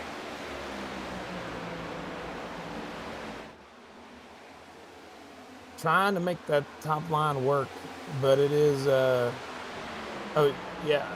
I think that top line works for a little while, but then it goes away. But look at that 16 car while we're talking about him right here. Matthew David Wood just on the outside of the top 10. Kind of a rookie here this season, brand new to it. He won one of the duels early in his career here. But he's got Tyler Hunter in the 48 car right on his 6. Tyler Hunter also having a hell of a day. Up now, top 15, trying to get to a top 10. Johnny Avila's recovering really dang well from his spin earlier. He's there. Kind of a cool little recovery pack right here. Yeah, not bad so far in his attempt back. Up 14 now from his neutral starting spot. Been able to fix up the car for the earlier damage situations. It's looking steady in terms of his issues from earlier. Why don't we, while we can, as this stage continues on, we're about 20 laps plus into it, take an opportunity to listen to some of the audio and sights and sounds. Let's take a listen to some of these motors. Let's zip around Kansas.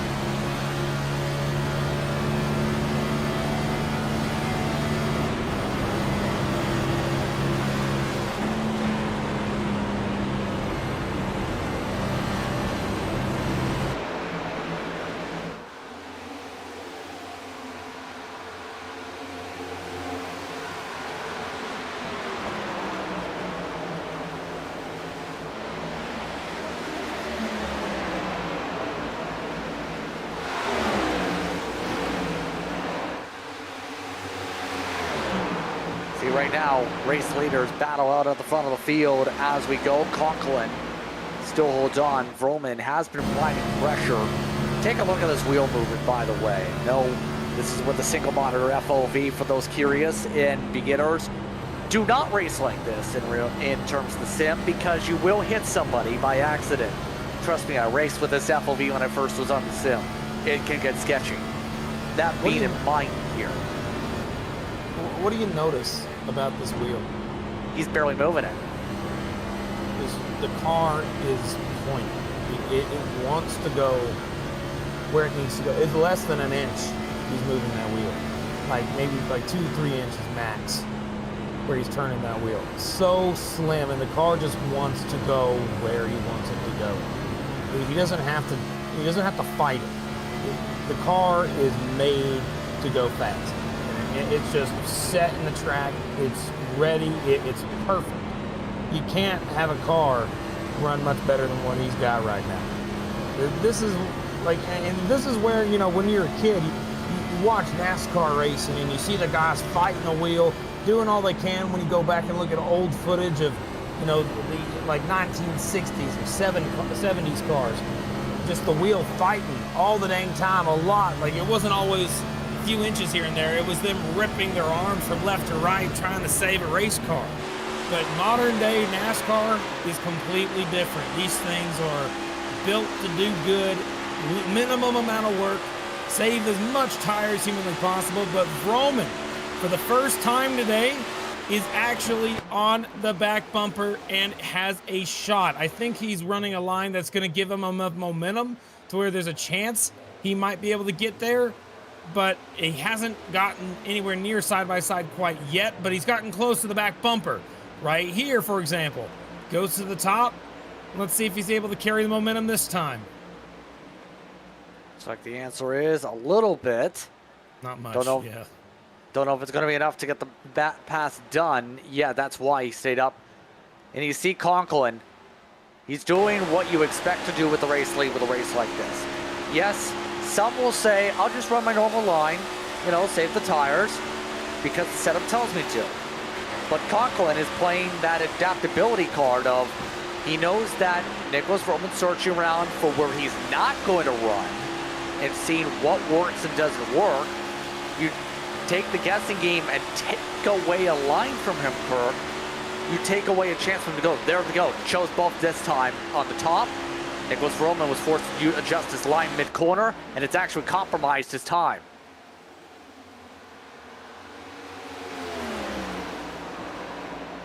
Gonna have to learn from that mistake, trying to come back from it. While those two battle up front, you can see that in the back it's been kind of wild. Folks trying to jockey for position, everything they can. 76 up in the outside wall that time. That's Heitman riding the wall a little bit in turn 1 and 2. Might work at Martinsville, doesn't work here. I don't even know if it works at Martinsville anymore on the sim, but I will say that's definitely not going to work here. Yeah, Rush State. I know exactly what you mean. I mean, that's got a reason to make sure it doesn't work anymore. And Bristol absolutely doesn't work anymore. Wood, for his sake, is going up to 9th again. Black Flag Motorsports car on the outside. Pearson, though, keeps it up planted. Here comes Avila. Continue his move on forward. Again, he tries to make the cut with the short little occasional winners machine and does get alongside his teammate.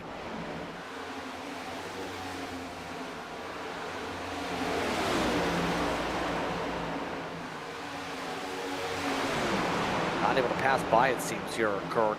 As well, he will now because Wood also stepped to the wall. But kind of showing how much plotting and planning you have to do with these moves. We're about already 30-plus laps into the run, by the way. Any caution in the stage would end up getting you to the end on fuel. Do you just run it out to the end? Do you see people splitting the run up in the middle? Because we're about 10 laps for splitting it up the middle. Well, what I'm seeing folks wanting to do here, I think, is just get to the end of the stage as fast as humanly possible. If they have to come down pit road, they will. They'll split it in half, but I don't think it's going to happen too much. I think that some folks will. I'm not sure if they can make it to the end here. I think that if they can, they won't need to come down, but if they do, they'll split it right down the middle in some cases or wait late. So that way they have fresher tires at the end of the run. But man, these top two, it reminds me of that when the Gen 5 car, that race that had Logano and Hamlin, I think it was, or whoever. It was Harvick and Logano. Whenever they were racing at, I think it was Vegas at the time. It could have been another track, but aero blocking the entire time. It may have been Kansas even. Yeah, just constantly aero blocking to the point where he couldn't get by. You can't, once you have the lead, it's so hard. This time he goes up to aero block the very top line. So the 95 loses his air on the front nose. That might not even help him at all. Still got a little bit of draft. Now tries the bottom for the corner, especially since he's now got Conklin thinking top. Still doesn't help loose, though. Yeah, Conklin still got the run on the outside yet again to pull back away. Mind you, they're almost a full second up over Gitter. Hutchinson, Hodgson, Delaney, Benefield, Lucas Heitzma, Avila, Wood. Still not your top 10 here. And right now, if you're in the back of the field, you've got lots of friends trying different things. How about Kluwak going up the middle 3 wide with Tyler Hunter squeezing? Neil Pearson on the top, kind of in a rough spot. He's going to have the momentum here, but will he be able to hang on to it? It does not look like it. Still side by side now for that position. These guys are battling outside, just outside the top 10. Matthew David Wood currently has that 10th place spot. These guys are running 11th on back on your screen. Oh man, just picking out all the different lines you can. When everybody's got dirty air, it's kind of just, grab what you can and hope you're good. Yeah, seems to be the case. Hunter going there, the leaders starting to fall off, by the way. See the gap starting to grow. It's near a 10th difference this time by past couple. The average has been half a tenth faster for Conklin again. So it's growing yet again. Vroman did keep up. Vroman seemed to have at least a run for 35. Now that we're past that point, it's similar to last run. Conklin is putting on his running shoes. Tyler Hunter, by the way. Whoa, he's in the wall. Leader in the wall. Conklin hit the outside wall that time.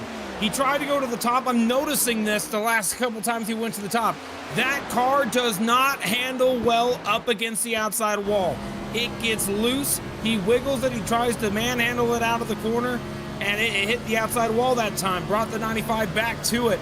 If he chooses the top here, I'd be surprised. Yeah, he chooses to go right back down to the bottom. He cannot run the top in turns 1, 3, and 4. I think that's the only weakness I've seen out of that 58 all day. That little bit of a hit did cost him a couple tenths, but is actually doing okay now. His times slightly slower than Vroom Vroom now. I think he is being a little bit more safer now, knowing he just allowed the 95 a reprieve. Oh, and they're about to reach lap traffic and pit stops. There's the difference. Roman's gained the past 2 laps with that. Patrick Gitter is coming in this time, though. Does the 58 come down? No, he does not, but the 21 sure is. Oh, don't turn it hard left. Yes, he will to the pit box. Thought he was almost about to hook it to the wall. Speeding, though. Pit road. Well, he hooked it too quickly to make sure he can get to the pit box, and that's going to be a stop and hold for another 40 seconds. Watch this 58 car. He's going to get real loose here on the top. That 58 car just has not been able to work on that outside. Yeah, he almost hits the wall that time. He's fighting it inside the car. It's just the car is set up to run the middle and the bottom. It's not made to run the top in 3 and 4. I think that's its biggest problem spot. Definitely so. And now, as a result here, some drivers still thinking, what can they do to strategize? See Gitter, along with Stone and Munsters in pit road. Here are a few others like John Davila. Oh, 58's coming down. With some of the others coming down. Here comes Conklin in from the race lead. He'll enter pit road. Looks like he had no major issues on the entry. And that gives Vroom Vroom the race lead once again for certain now. Gets a 6-lap lead.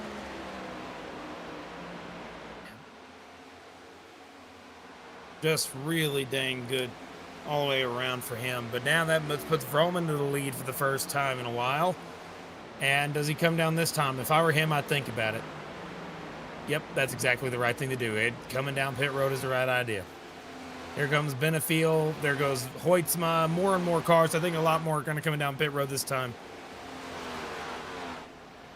Yep, and that's going to bring a full wave with these drivers already past the halfway point of the stage. Right now, some of the drivers are calling for stops.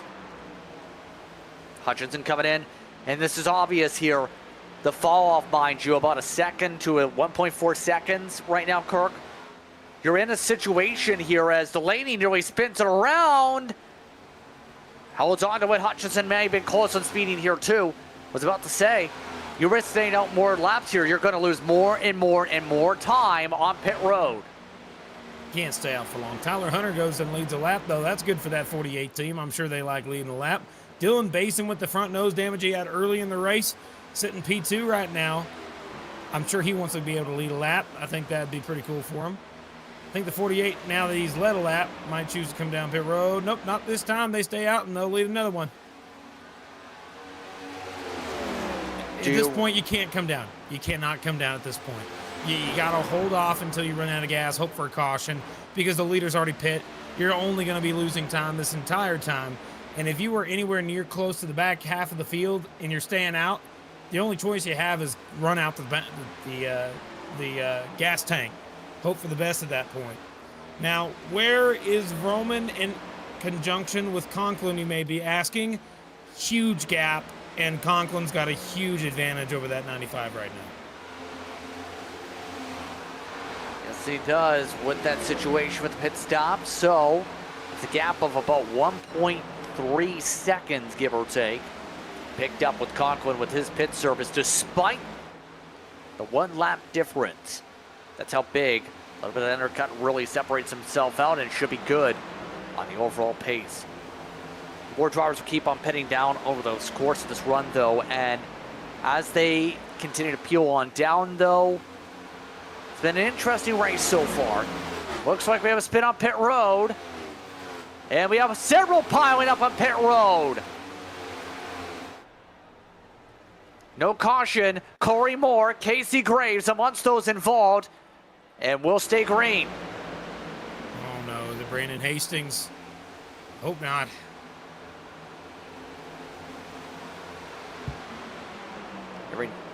Hastings might have been a part of those collected here. Let's see what happened. It was a parking lot. On the entry, you see he's already having issues grabbing gears. Happened in front of him, and he ends up right into Graves, who was the trigger. And immediately, he said, bye-bye ballpark. Wow. Let's go and let's watch from high above on Graves if we can.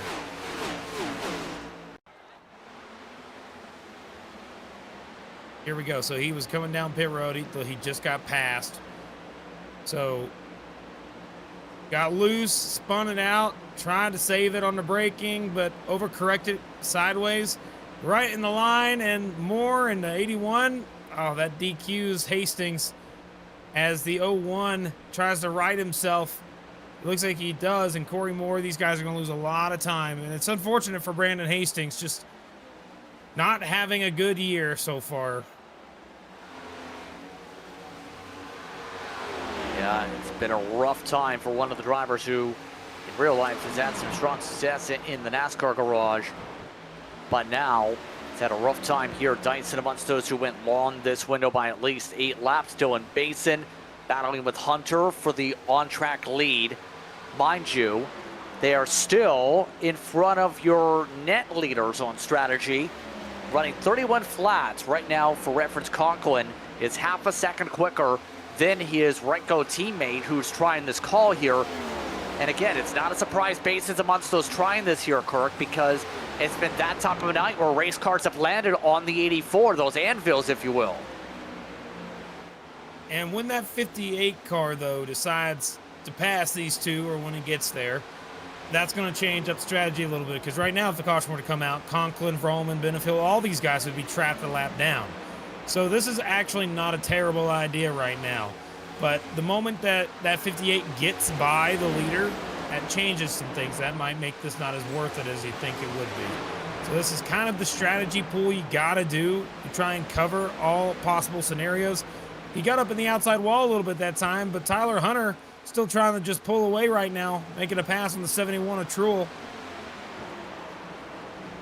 Tyler Hunter led a lot of laps today. That's good for him to lead a handful of laps during this little pit cycle. Yeah, get himself a little bit of confidence built up potentially here, absolutely. Hunter, it's been a quietish season so far when it comes to him. But tonight, he's managed himself pretty well. One of the EPI cars looking to get some laps up at the very front of the field as we go. By the way, Roman, look at the difference of fresh tires, just able to zip by with the apex speed. For sure. Well, now he's also going to have Casey Graves in the 01 catching up to him too. Remember, he had damage from that pit road cycle, but has way fresher tires than these guys. So he's going to probably make his way by both of these cars here in that 01. He's a lap down plus, so disregard him for now. But something to keep in mind, as it looks like that Tyler Hunter is about to be under fire in a little while. He's got a ways to go, but he just got passed for the lead. So now he's going to be in a position where, sorry, let me make sure I get this right. Conklin's back on the lead lap. So if a caution were to come out, Conklin would assume the lead. Yep, looking like that absolutely here with this run. So, just a couple will stay out. Hunter, again, hoping and praying for a caution flag. That would change up the entire complexion of this race. And EPI with the partnership with Norris Force has looked solid in terms of some of the official races, you can argue. But this series, we've seen Lynn in particular has been the star for their outfit. Hunter looking tight. Again, just trying to make sure he doesn't have any issues up on the racetrack. He, Hall, Anderson, Mesnard are the only drivers yet to peel in, as well as Hunter Truel, who's dealing with damage. It looks like Hunter He's coming down this time. He'll peel on down and take a bit of more conservative entry for his sake, as that fuel starting to reach towards the very edge of the limits here, coming up to what is going to be this time through 22, coming up to 21 next time by the stripe for the stage. 56 on fuel hearing so far for some of these drivers. The one car, Dustin Hall, now assumes the lead for the time being. He's getting passed here by Dyson to get his lap back. Dyson now goes back on the lead lap. Blake Clouat doing the same, but that one car is, I kind of know that one car for being really good at saving some gas, so kind of makes sense why he's out there still. I mean, it's one of his best shots to get into a better position, staying out as long as humanly possible. But remember, we're trying to get to the end of the stage, and that stage end is going to be kind of the big deal. We're trying to get to lap 160. We're about a handful of laps away, and when we get there, we'll re-rack him up again, but we'll see what happens with the one. I think he might come down this time. Oh, nope, not this time. We'll see if it happens next time around. Berkeley wants those down pit road this time. He went 58. Hall still in the 50s as well. Anderson with a caution early on, topped off with Mesnard, so they can get themselves within about under 15 to go in the stage, if not about 10. Drill is coming on in for his service also. Conklin, though, his gap is reduced. It's down to only about 0.6 up for the net race lead. Yet again, the 95 is providing some pressure. Pit road entry. Somebody just spun out. It's 7100 Truel. Got sideways on pit entry. He did take the slide across the entryway, and he's parked it for the night. He's done.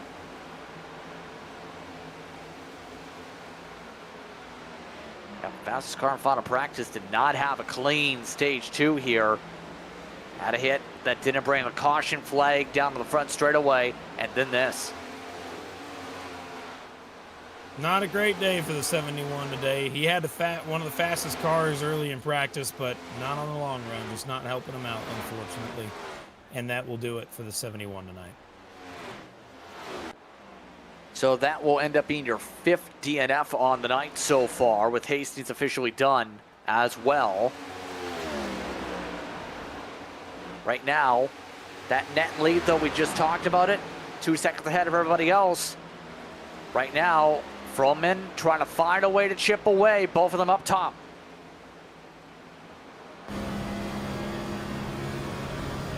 Let's watch his Roman's wheel to see the difference, because before we saw how the car in front was moving his wheel very little. Roman, he's kind of finding a loose condition here, I think. Very slightly loose. He's kind of like wiggling the wheel back and forth way more than what we saw at a Conklin's machine. So let's watch it again going in here. Shifts. Paul Hill's coming down pit road. Dustin Hall comes down pit road. There we go. As Roman here, let's watch 3 and 4. I think this will be a tall tale. A good sign to see how the car's handled. On the seam, and he's kind of fighting the wheel. It's not perfectly centered. It's going left and right, and that just is not as good as handling of the car as what Conklin's got right now. Yep, again, Conklin just showcasing why he's led so many laps tonight. 118 already. It's been a dominating effort. He's one of the drivers in contention, as you talked about, the NASCAR Cup qualifying iRacing series. iRacing qualifying series, if you will, should say. Oh, you got loose that time. Yeah, still held firm, though, with the car. 23rd in those point standings. Next couple weeks are going to be so important for him, not just overall in terms of setting up for the series here, but of course more so if he wants to have a chance for Coke in that draft, he's got to keep himself top 30.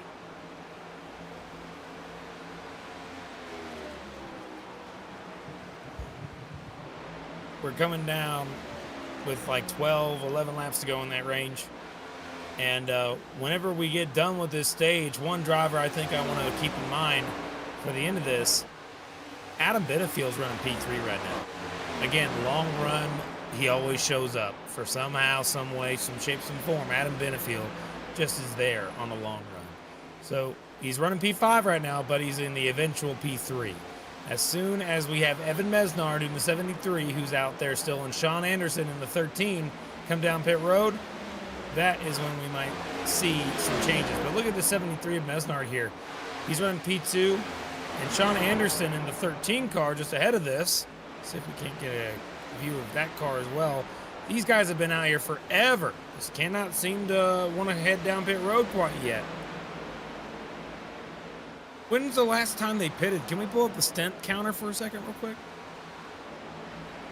Well, it's been 60 laps for them right now.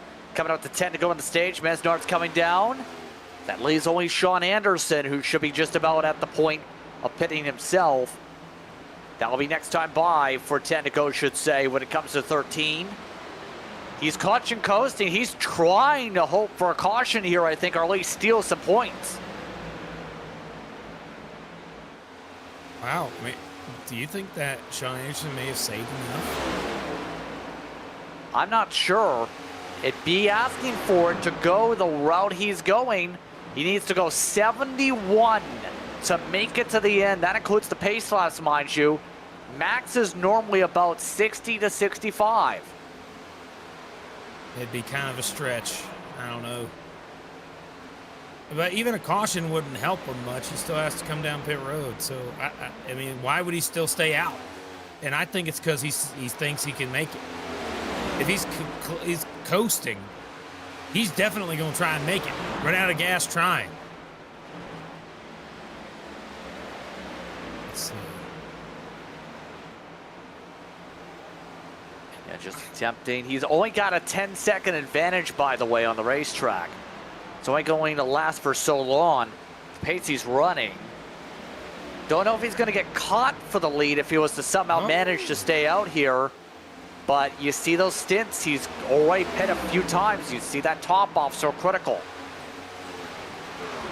There is a chance. I mean, a very small chance. But I think if he stays out and makes it on gas, he's winning the stage. He is, because Conklin can't get there in time. We only got 7 laps to go here. Yeah, he won't make it in time. There's not enough time. He needs to gain over a second a lap, and he's not doing that right now.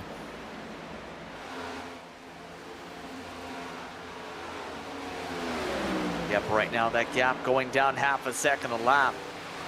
Going to be about 9 seconds back this time by. He's got to make it on gas. This is impressive, to say the least, from Anderson, and this might open up potential strategy window for drivers to take note of if he does pull this off here. Because if you get a caution with under 70 to go, absolutely. Might see a lot of people try the same call.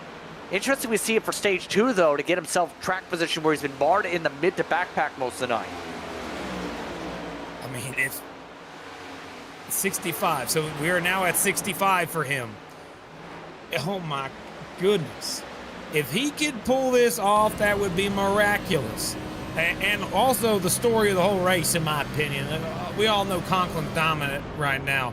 But if Anderson's able to win a stage, I'm going to shake my head. Mesnard. Yeah, how did he get a meatball flag just now? Hastings did reach the qualification point. That's why he's done. But Mesnard did have an issue here where he had to come back down again. He may have blown a tire. Oh, no, he may have had a tire problem, maybe?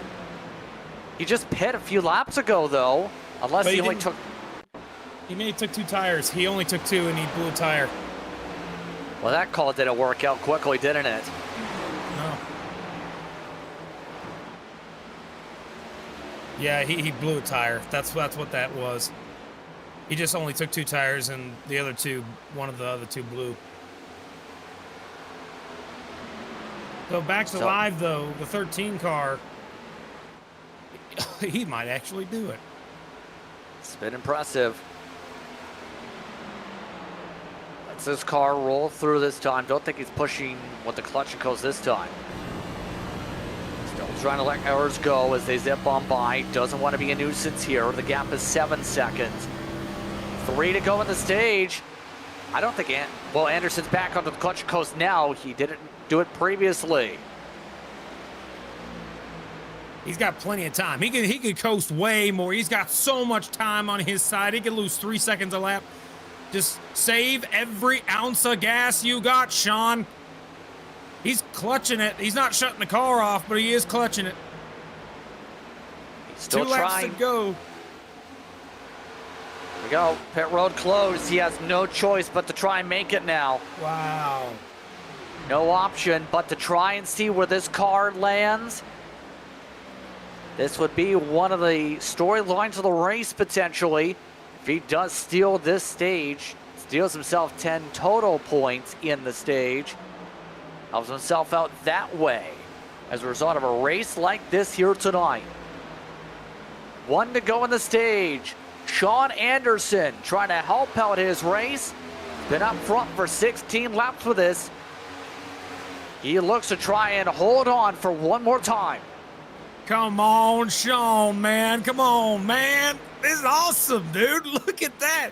Car wasn't anywhere near the top 10 all day. Goes down a backstretch for the final time, and he's going to save enough gas. He can coast from here. Sean Anderson coming to the green, white checker flag. How about that? Woo! He steals the stage, takes it over Sean Conklin after a massive fuel-saving effort. Have you ever? It's a few times, but not in stage 2. Maybe for the win. Oh, Roman, that's awesome. Hodgson, Benefield, Delaney, Wood, Basin, Hoytsma, Lucas Hoytsma specifically, and Ralph Hutchinson. Your top 10 of the stage, a 15-second split. Anderson steals some points at the top of the board. You know, we got to talk to him. We got to bring him up here. Is he in a chat somewhere? We're going to bring him up here, no doubt about it. What a freaking job. I mean, nobody else was even thinking about saving gas all the way. He is the only one to try, and it worked. He gets the stage points. I don't know if he's going to run out of gas under this the pacing here. There's a chance that might even happen, but I think he's going to make it around. And if he doesn't, I'm sure somebody'd push him. I mean, that was awesome. So cool. Well, the EPI car get to control things as they'll get ready for pit stops here. Remember, Sean Anderson's top run this season, 23rd in 4 races. That was at Phoenix. He has not had the prettiest time. He's had 3 sub-top 30 finishes.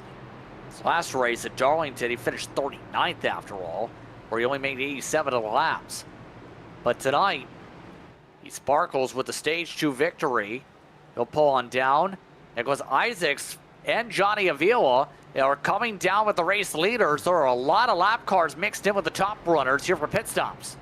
Once they get done with their pit stops, we'll bring Sean up here. I just want to make sure he can get his pit stop just fine before we bring him up. But yeah, I mean, he outsmarted the entire field to win the stage and have enough gas to where he's probably going to have a top 5 position after the stage. What a genius move. And he has way fresher tires than anyone else. I mean, this was a phenomenal strategy call. I have not seen that ever. This is so freaking good. Now, I don't know if he has the speed to stay up at the front, but he's gonna have the lead, and what a freaking strategy call. We're gonna bring him up here. We gotta talk to this guy. Bringing him up from EPI. John Anderson, you flippin' genius. How you doing, man? Good, and you? What's happening? Doing all right, dude. Holy cow. You went out there, saved enough gas, won the stage, and is still able to hold on to the lead. How did you do that? Well, I had to hope that they wasn't going to be yellow and give up that track position. I think we're up to like 11th or something, so we got to get some luck every once in a while. Hopefully the rest of the race goes good too. Man, I got to ask you, when did you decide at the very beginning of the stage that was going to be your plan? Whenever you went under that caution, you thought you could make it? You went further than any other person had in this race all day, and now you got the lead. But did you decide to make this decision prior or after? As soon as we had that early stage caution, I knew it was going to be close, but I figured I'd give it a shot in case it went green, and luckily we had about a lap left in the tank there. Oh, wow, really had a whole nother lap there when he came down. That's awesome, man. Well, congrats on a epic strategy. That's going to be one thing that's going to be talked about for a while. Congrats, Sean. Thank you, appreciate it. All right, I'll send you back to your little team there, okay? Thank you. Yeah. Oh, my God. Justin, I can't believe he did that. Nicholas Roman also accidentally shut the car off there. That's why the outside just had a bit of a checkup there. Again, we're racing to the end. 103 laps. It's a one-stopper regardless now, Kirk. And Anderson is the one controlling things. Followed by Conklin, Hodgson, Vroom, Benefiel, and Delaney in the top 6. Then it's Wood and Basin, followed by Lucas Hoitzma and Hutchinson. Amongst those up at the front, Tyler Hunter, his call, still finished up towards the front in the stage. He's just outside the top 10 here with his call. So let's find out how stage 3 goes. Green flag is out. We're back on our way. The EPI car on the launch. First time we see the 13 car up front on even tires with everybody else. Let's see how Clean Air does for that EPI machine. This is something else, man. He's got 2 Ryco cars behind him. I'm sure they're going to screenshot that and have that be their photo of the race, no doubt about it. That's so dang cool. Now they're side by side for second as the 13 car still leading this thing up front. Yep, right now, Conklin is going for the lead immediately, not taking any bars held. He's going to go immediately to the point. Conklin inside, Anderson outside. Anderson tried to keep it there, but the car doesn't stick. It's Conklin to the race lead. Yeah, he doesn't have the speed in that car to be able to hang on to it for long, man. Caution. Caution is out. Oh, no. Huge crash off turn 2. You see Jedi Taylor, the 98 of Stephen Williams involved. 2 car also around. Looks like maybe a 3 or 4 car incident off turn 2. Holy cow. Let's take a look at it. Gitter was also in it from it, but the trigger is car 10. It's going to be Duggar, who goes around 18th, ran on top of the seams, and Kansas at that part of the track, you can bottom out and spin. Ooh, but Patrick Gitter's in it. Oh no, that's not good for him. But yeah, let's look at that again, because I think that there was a net code maybe. It looked like net code only because it was a flash. Let's go back a little further, just a little bit more. Right here, this should tell us the whole story. So you can see everybody's chaotic. It's one of the restarts, so it's kind of normal to be this chaotic. Then into the corner, we'll see what Dustin does here. No, he was just loose. No, he just got loose. Yeah, I think he was just loose. No contact at all from Dustin. But yeah, that's just unfortunate. And whoa, that could be a nice little, promo right there. That looked like a promo to me. Seeing that 60 car slide in the frame like that, that's kind of cool. Yeah, with that, 100 to go coming up in the stage. This race to the end from here on out, obviously, as we said. Now, true test is on for how much Anderson's able to keep track position here, trying to have his best run by far of the season. Now, keep in mind, for those wondering the upcoming races again on the schedule, remember, we mentioned a little bit earlier at the top of the show, Talladega going to be up next on the schedule. The Intimidator 500. It's going to be a huge challenge for these competitors, where we'll run 188 laps at Talladega. Now, in real life, no, there's a lot of conversation with the stages. Those staged laps, we'll keep an eye on that here for the FLCC, because the interesting thing in real life, the Talladega stages has the long one in stage 1, and then essentially races to make it on gas, in theory, with the stage laps for 2 and 3. In theory, FLCC should potentially see that adaptation. We'll find out when we get there for certain. That's followed by the Lone Star 400 at Texas and the New York Grand Prix, which will be at Watkins Glen before we head to the World 600 after the Gold Star break. So a lot of interesting races coming up in the next few weeks. Talladega going to be an interesting one with the long stage 1 here, Kirk, though, in terms of those talking points next time out, potentially.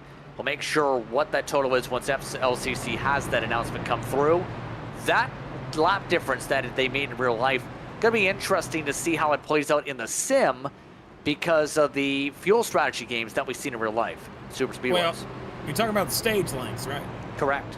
Oh, yeah. No, it was, it's changing the way the motorsports are going to do the super speedways, but for years, I think eventually, my hope and my prayer is that one of these days, stage racing will still happen, but the caution won't get thrown at super speedways. We need to keep it clean and green if they're still fine, you know, so that way, you know, if they hit the line, that, you know, they give the top 10 points, but they don't, you know, end the run. That way you can't flip a stage. That way you can't, you know, try and do some fuel strat to make it work. You know, still give out the points, but don't stop the race. Now, one of these days I'm hoping that'll happen, but not this year. Nope. They still, they're going to try and adjust the lengths to make it so it's sprints and not so much of an endurance thing anymore. So, yeah, who knows? We'll see how it works out next week. Find out for certain, but with 98 laps to go, the Ryko machine at Conklin is the one in control. He has a teammate behind it, Hodgson. Green flag is out. Oh, and Hodgson spun the tires. He bobbles and weaves. To the inside he goes because everyone passed on the right side. No ensign black flag. What a save for the 12, but to the back he goes. Man, props on that 12 car. Oh, 13 got a shot from Delaney running P2. He had to let off, and now he's going to be 3 wide. Look out, 13's on the top. Nobody wanting to take any chances with Anderson up front. They immediately want to get around him before anything happens. Look at Basin now with track position, where he was one of those gambling on the longer fuel run. Middle for Anderson, forces him off the gas instead. It's been a land rush since the initial start now, since Anderson restarted stage 3 up front. And there goes all the track position. Oh my gosh. He's not used to running this far up in the field, guys. Oh, look out, the 6 might get into the... Yes, he does. He hit Basin. 6 car moved Basin up the hill. Basin loses the spot, and now he's dropping back. But that 13, like I was saying, he is not someone that rides up front very often, so him being in this hornet's nest is kind of terrifying for him, probably. No doubt about it. By the way, Getter now a part of the DNFs with that last caution flag. We're down to 36 running. Those keeping track, all wow. Everybody else using the short run bit of their tires as quickly as they can here. One of them going ahead, Benefiel, now up in the top 6 again. Benefield's again had a solid night. Yet to get led laps, obviously, tonight in the 83. But definitely has been there on the tone and tempo. He's looking for the top 5 again. He's been solid long run.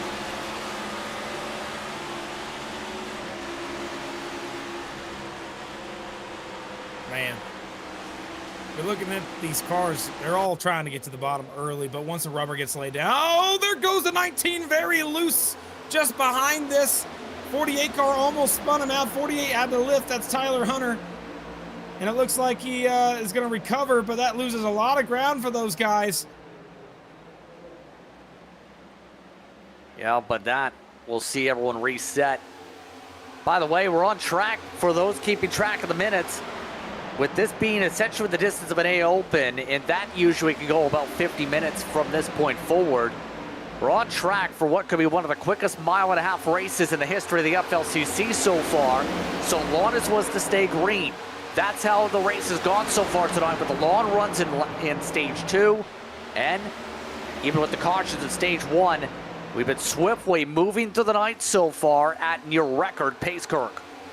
Yeah, 1 hour and 45 minutes since the race started so far today, and we're only on lap 175, so I think you're right, just a little under an hour maybe. We'll see if it happens, if we stay green, but if we do stay green as well, I went and talked to some of the team guys, and it turns out you cannot make it 90 laps on gas. No. So they will need to come down pit road if we stay green again, and it would be a green flag pit stop. I mean, I could tell you that. Well, of course, yeah. I mean, I was saying that as a joke. That's it. I mean, that it's an interesting question of just when you come down, when we get to that point. We'll touch upon that later because it's more of a talking point in a few laps time. But Hunter with that caution period and with his strategy point, one of the few that was able to capitalize on the long pit stop call. He's looking for the top 10 because Heitman who's had to fight all race to get here. Push tight, and nearly got it to Hutchinson. Here comes the 48. Tyler Hunter again. He's teammates with that 13 car, by the way, EPI entry. So Tyler Hunter sitting outside, just outside the top 10, it looks like. 11th, trying to go for that 10th place spot on Heitman. Heitman, though, uses the high side of his momentum to carry him on by, and he'll have to set it up and try again. Absolutely. Look at how things are really setting themselves up right now. See just how smoothly the 48's been able to keep things for now, but how's things steady out here? The top 23 all connected within 5 seconds at the moment. Some of the others we have seen recovery drugs. We talked about Basin a little bit. He's trying to find a way around the 6, nearly hit the wall actually, trying to pass him outside. Instead, it's a reset for the 84. Oh boy, a lot of fun.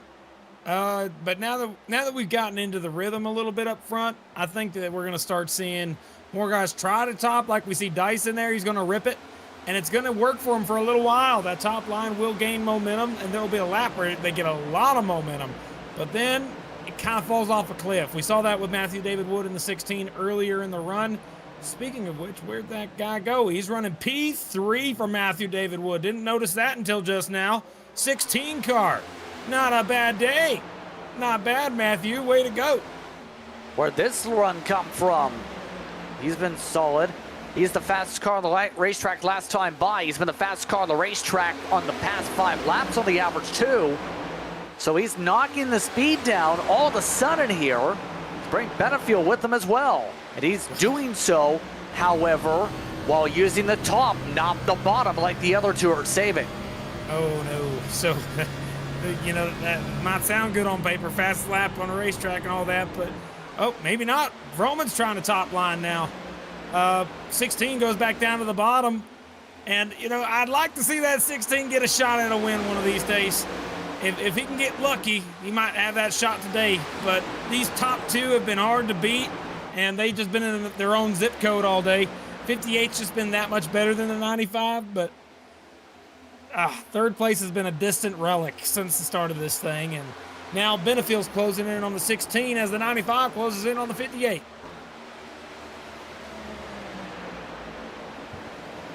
Yeah, right now you just see how much the effort is there. Now things are solidifying. Once again, hard to be able to build up runs once you get a couple car lengths in because of the dirty air situation. Coming up to 84 laps to go. Games are on as the runs build up. Right now, we're about to see the bit of a fall off. I think Benefield's now reeling in as a result of how much the push was on for the 16 to get here. We've seen this before with a couple where they've gone to 3rd, dropped back to 8th. Might see that again. You see a little bit of wiggles there, I believe. Sorry, I was looking, nothing worth mentioning, actually, what I just saw. It's fine. But, man, I got to say that 83 car's on a mission, too. If he can get a long run here, it's going to benefit him. We knew that from the very beginning. He's able to do the long runs better than anybody else, I think. But whether or not he can get to Conklin is just another story. Because Conklin's got so much early run, mid run, and even late run speed that I don't know if anyone's going to be able to overcome that, even with some of the best in run speed changes.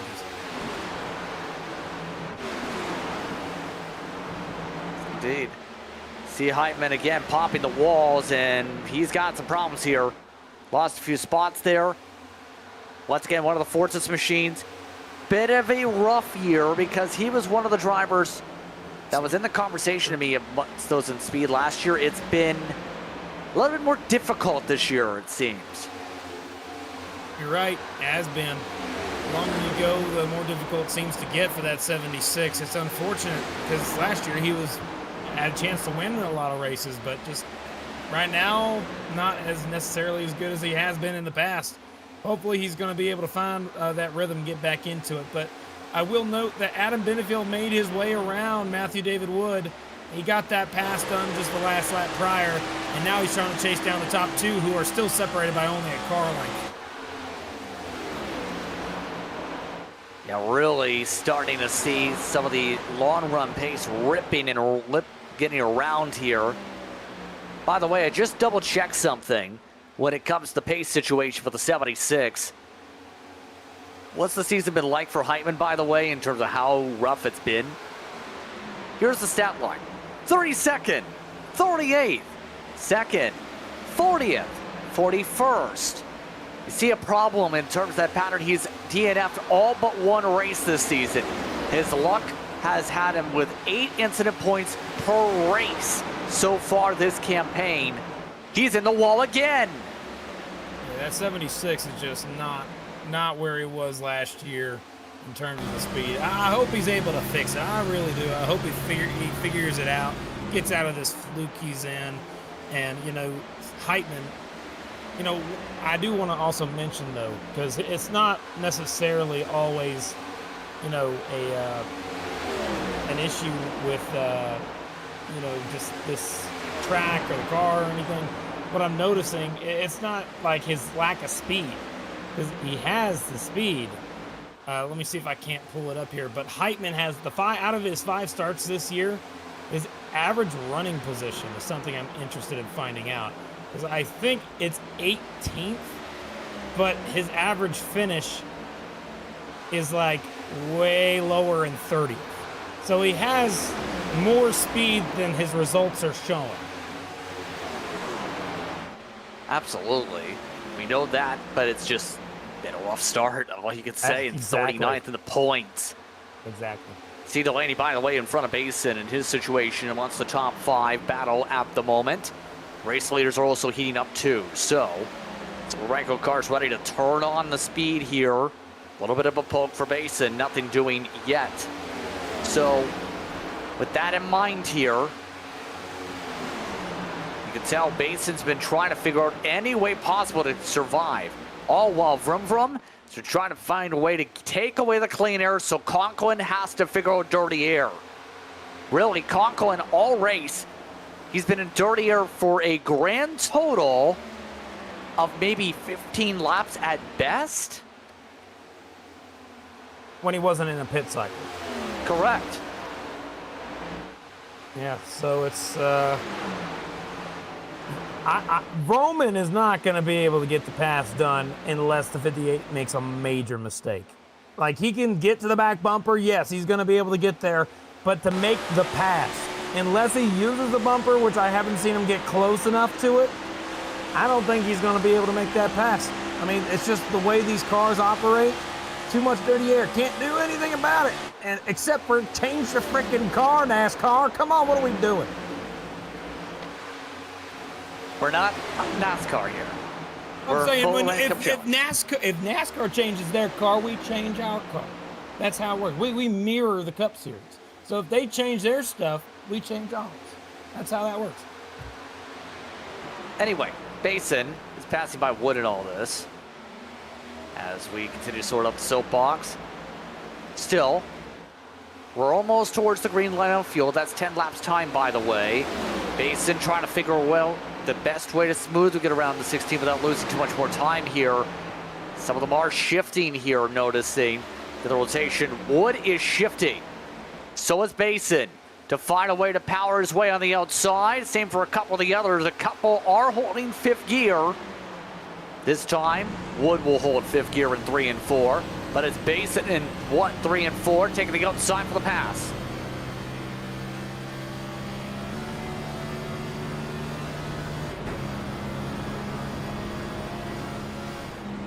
So all this playing around with the gear shift. You see the shift right there for Basin. He's trying to maximize the RPMs all night long here.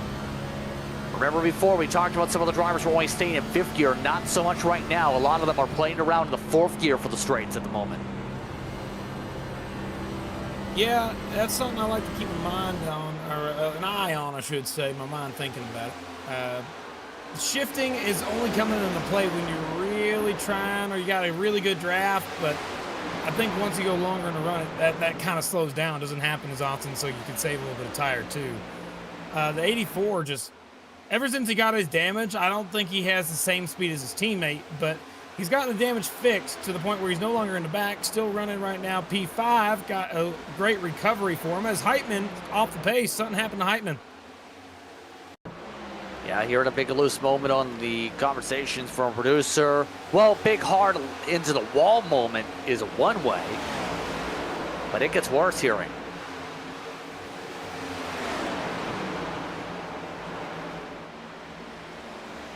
Oh, he went too high. He didn't hit the line right. You have to hit it a certain way or else it gets loose with a qualifying trim. It's almost like he got loose like it was qualifying.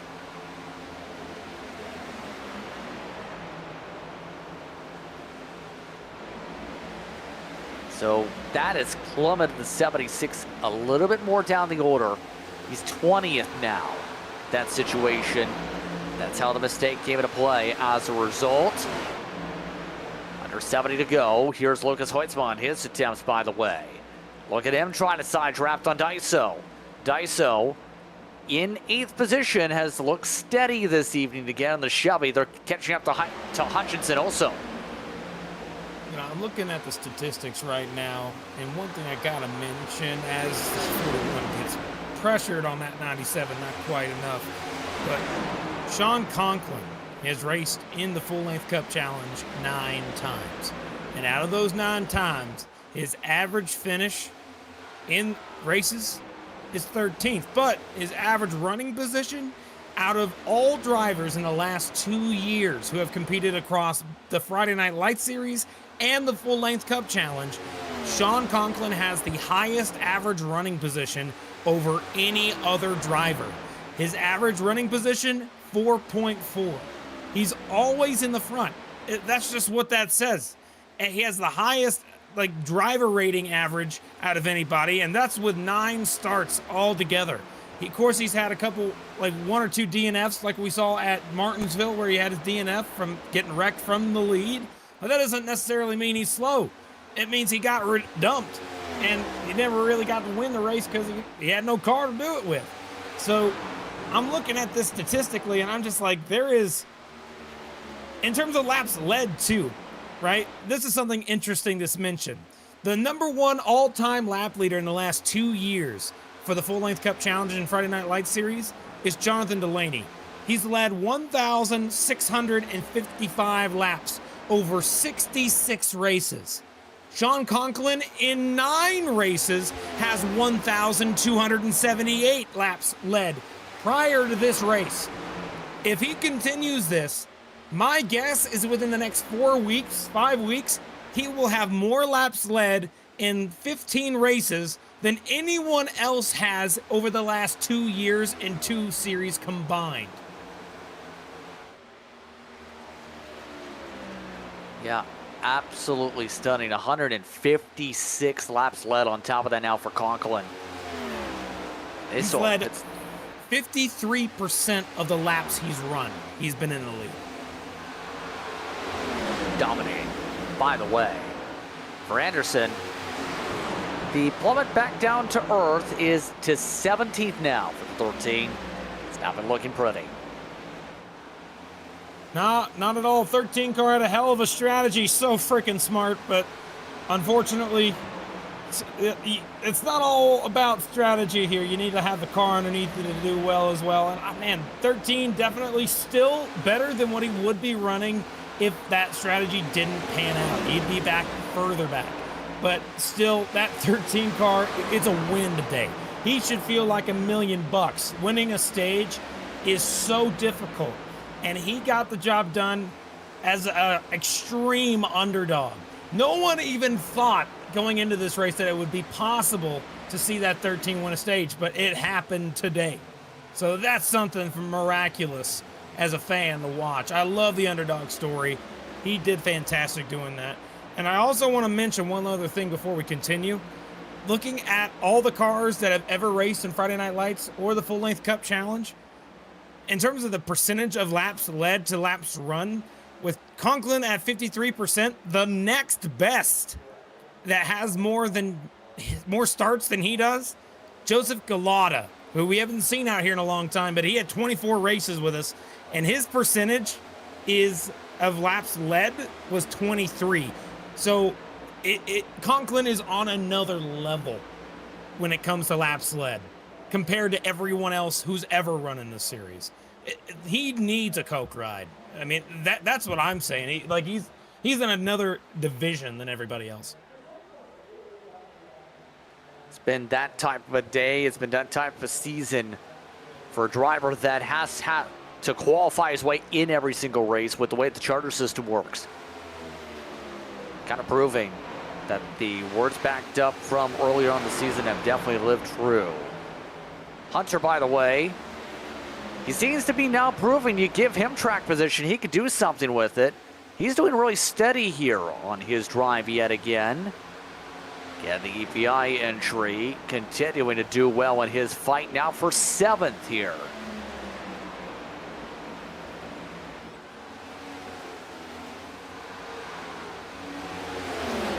Got a good spot that time. Go ahead. Yeah, I was going to say Tyler Hunter, he's a buddy of mine. I really do like Tyler Hunter. He's fast. He's a guy who I think is like really smart on the long runs. He can take care of his stuff, and he outperforms the cars that he's provided. I think he's a driver that's able to make the best of any situation you put him in, and I think eventually it's going to pay off for him in a good way. He's with a great group right now with EPI, and you know, one of these days, trouble. Hutchinson tried to pit and he just spun. Oh no. 19 tried to pit early and looped it. How did that happen? That's a really early pit stop, don't you think there, Justin? He's in the window to make it. Tried to go for the undercut. Try something different. Don't blame him, but you cannot mess up the money stop.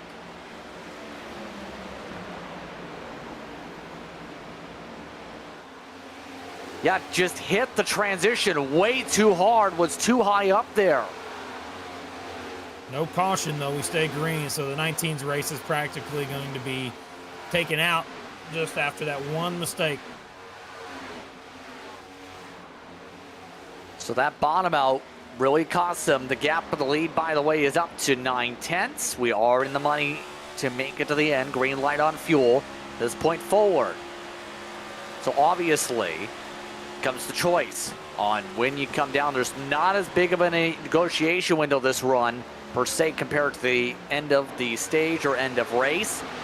We're almost up to 50 laps on the fuel, so a lot of these cars are going to likely be having a rush with about, if you do the math here, precisely 55 to just about 48 laps to go for a vast majority of the pack.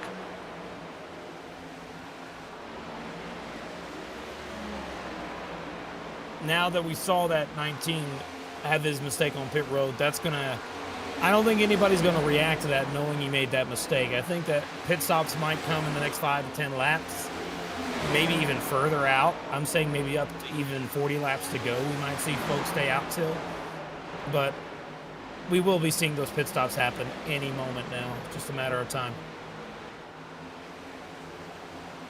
Absolutely.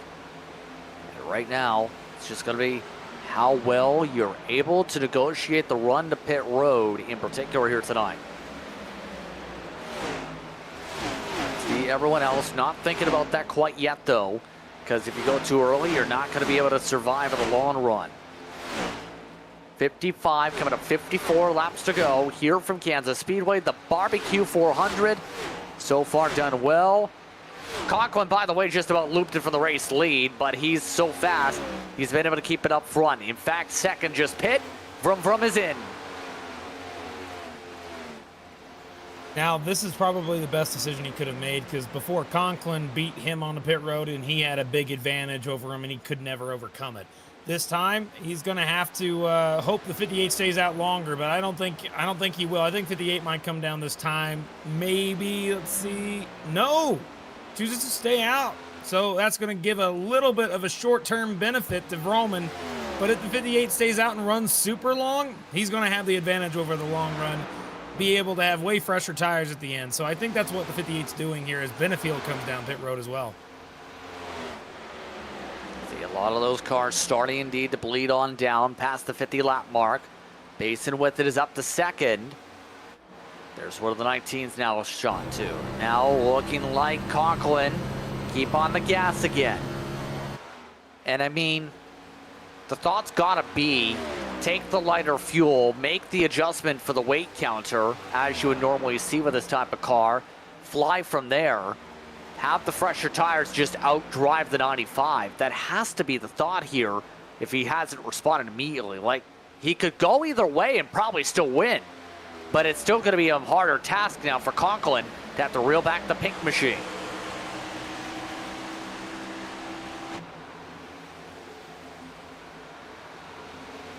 Just a matter of time. We're going to see what that looks like when he decides to come down. Delaney's on pit road now, it looks like. More and more cars choosing to head down, and some staying out long. I think staying out long might be the best play here, because if you pit now, you are going to be a lap down with Conklin staying out. It's just you can't avoid it. So Conklin staying out is going to dictate. Oh, no, here we go. He's coming down. That's going to change things. Hopefully gets the thing woed up. Did he get it? Yep. Yep, he got it. No penalty. Down pit road for service. That gives Basin his first lap of the day. What has been a bit of a challenge for one of the drivers you expect to be a competitor up for the front.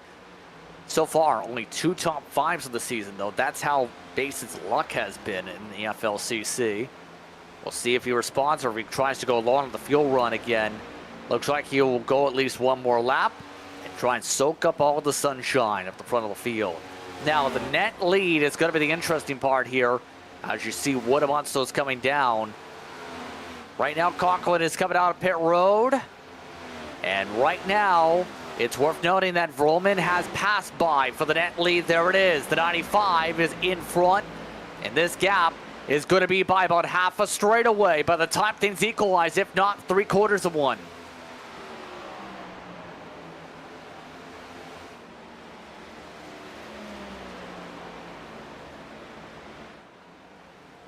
This is going to get really interesting here, how this gap closes with the difference. Yeah, pace in the 30 flats to 30.3s on the equalization. Now, Conklin's tire pressure is about to build up. Man, oh man, I did not think he was going to have that big of an advantage from staying out that long, but it sure does make a difference. Now he's got to chase him down, and if he's going to be able to do it, I have no idea. Basin leading the thing right now, side by side. Lapper there in the 42 getting his lap back. 84 is a little loose there on the bottom, but he's going to lose even. Yeah, he's going to have a problem here. He needs to come down pit road this time. He's way off the pace here. Yeah, so now time will only tell how things are going to go for the lead. Basin is coming down. You see drivers continue to stretch like Jeremy B. Brown. However, he's one of only a couple. He and Dustin Hall are the only drivers staying out here.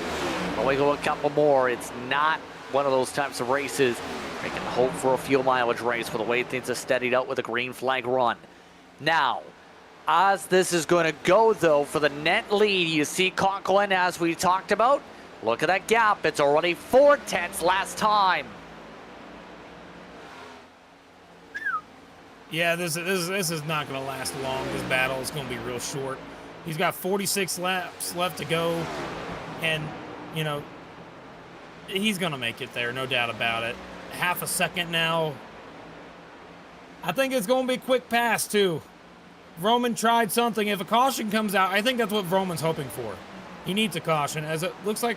What happened to the 25 car? What's the story there? Yes, just one thing that happened off screen just a moment ago. We nearly had a caution because Bryce Reiner tried to pass by 3 different cars, clipped the 60 of Jason S. Taylor, who clipped the 48 of Tyler Hunter. Now, this was on lap 221 in his situation. Was trying to paint the white line in this, but it was enough to cause a bit of a cue ball effect of multiple cars getting ricocheted. It's not in this situation you see right here. This is not the gap situation, but the stealth machine definitely did not make friends when there was contact just 2 laps ago.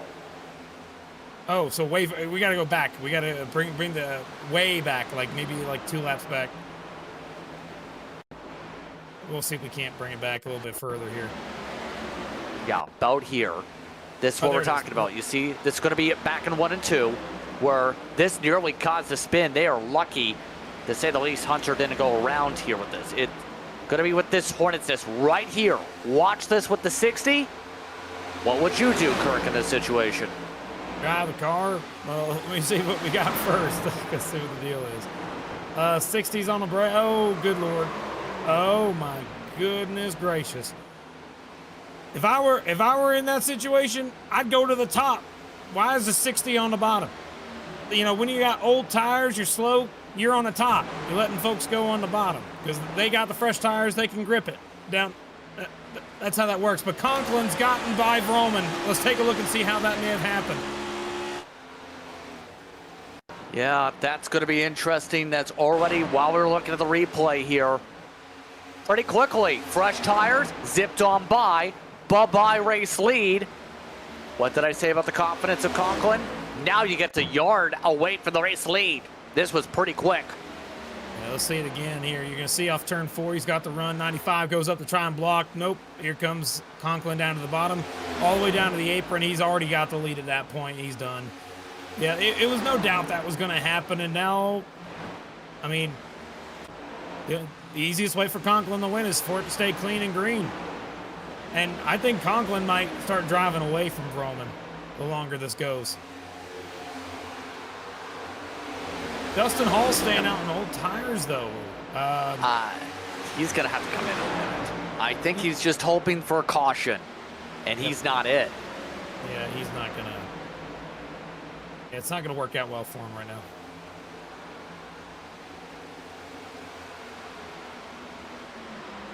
Right now, 40 laps to go, by the way. Should see Hall come in a couple laps, as we talked about. So, to reset how everyone else is on the strategy. Conklin, from Benefield, Delaney, Daiso, Hudson, Wood, Basin, Lucas Hoitzma, Bryce Reiner, with that contact bit, is in the top 10 net, by the way, in the 25 car, which is the crazy part of all this. You can see next to the names the last time they came down pit road, and you can see Conklin has the freshest tires out of anybody else all the way back to his teammate of Dylan Basin. So even if a caution were to come out and everybody stayed out, he would have the freshest tires. But I doubt if a caution were to come out that folks would not try to roll the dice here. I mean, you do the opposite of whatever Conklin's doing if you're anyone else in this field.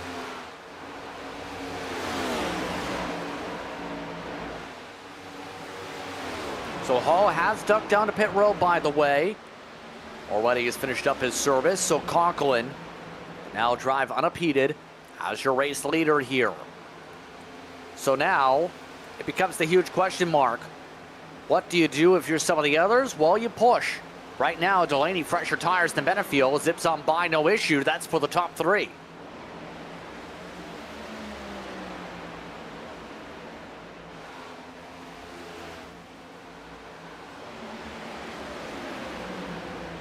Take a look at some of the errors here, Kirk, as we continue to stretch towards the end here. Hunter, after a little bit of booping, he's batting Cluot in 11th right now. Not bad at all for his race in the end. Not bad at all, yeah. He's sitting right there in that little pack of cars where anything could happen, really. 48, 14.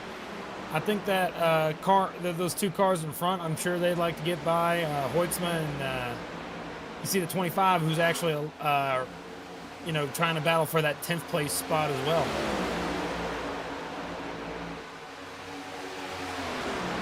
Absolutely. It's been an interesting night. Here's Reiner in his situation.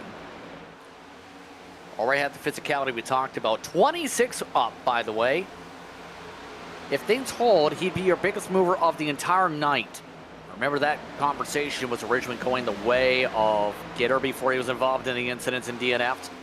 Well, tonight, his stealth machine, remember, his team dead last in the team standings, right behind Precision Speed Solutions cars, has been able to find its way at least to one of its best runs of the year. True. Definitely a good run this year. trying to look and see if there's any surprises to me out in this little group here. You know, I think the one that really is surprising to me is the 13 car, Sean Anderson. Still sitting P15, top 15 for that 13 car after winning a stage and not normally finishing anywhere near the top 20. I mean, great day for Sean Anderson. I think it kind of says, though, one of the things that he'll have to improve upon in the future, he's got to get qualifying down, because if he's got himself track position and doesn't get himself in a panic, I think, like we've seen a few other drivers tonight and in general in the series, you can put together a solid run, at least to the mid-pack onward, as long as you have a solid car. You're stuck in the back with a solid car, it's much more difficult, even unless you have an elite car from the back.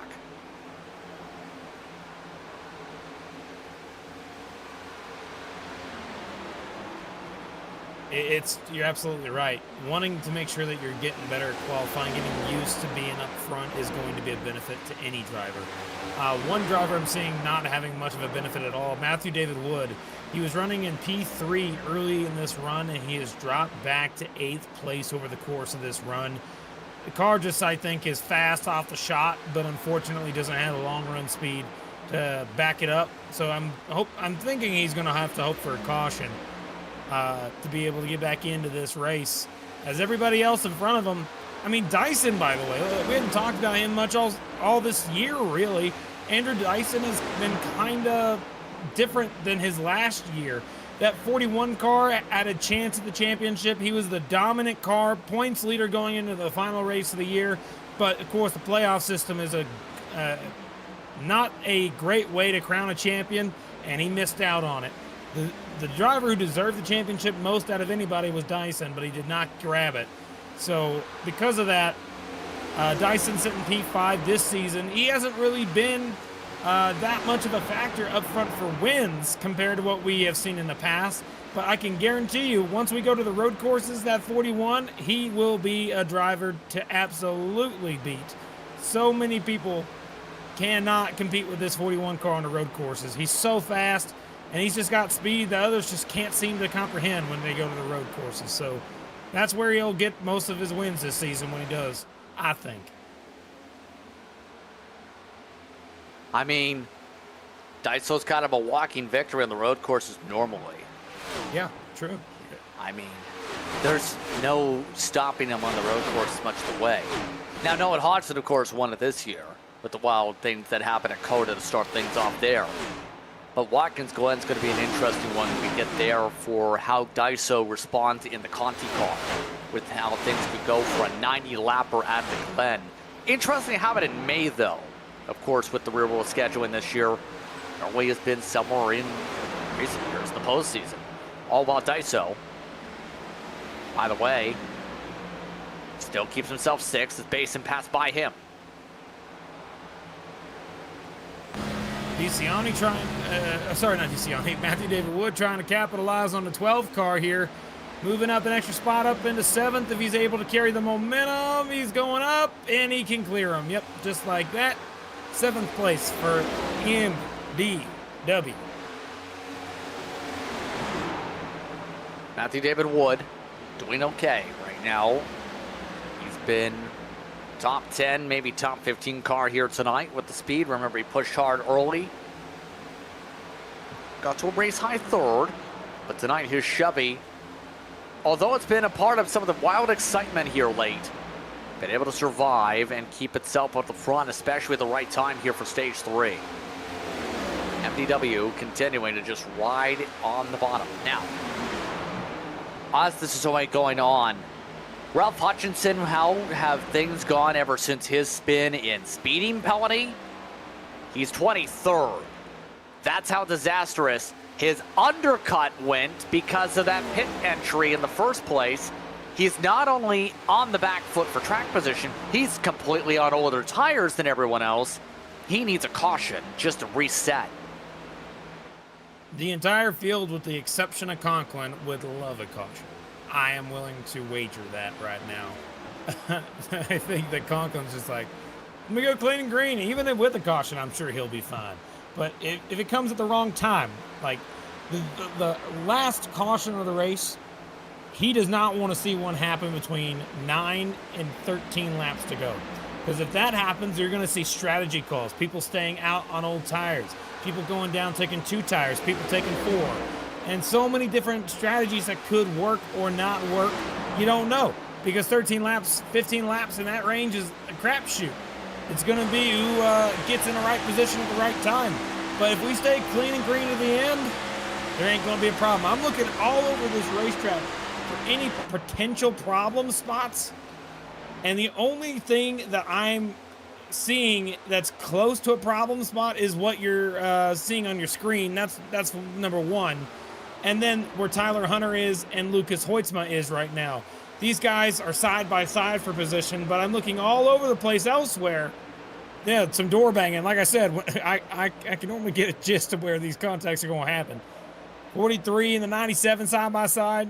This would probably be the only spot on the entire racetrack where I'm seeing side-by-side racing outside of, actually it is the only spot on the racetrack right now.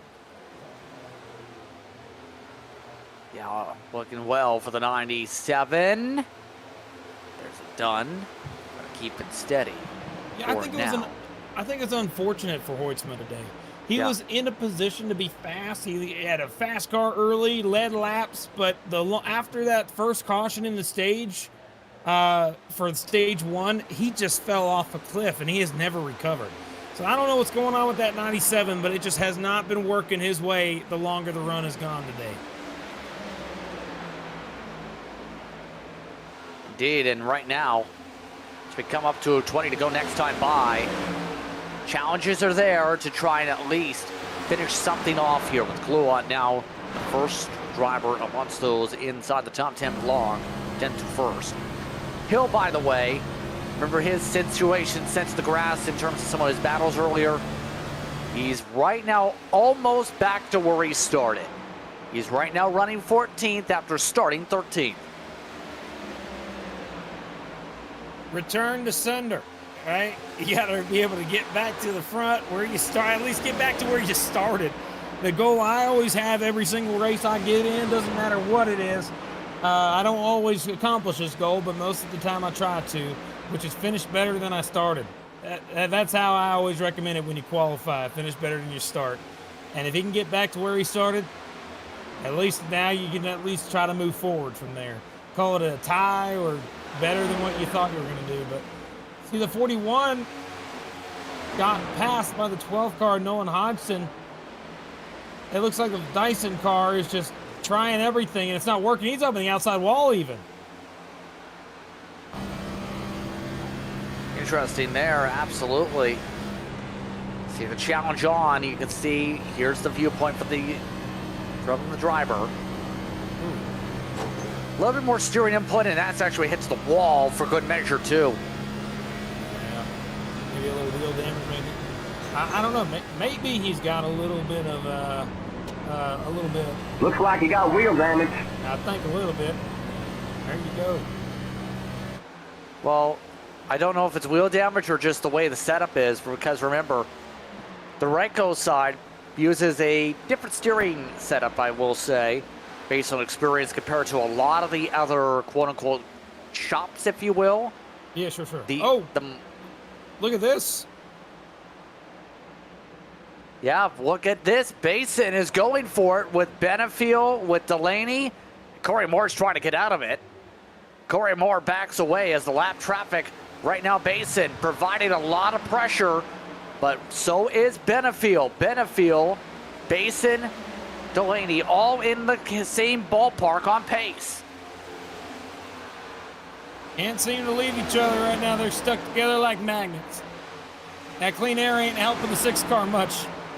At least not so far. Look at them running 3 different lanes. Basin on the bottom, Benefiel in the middle, and Delaney on the top. But then they always converge back single file on the straights.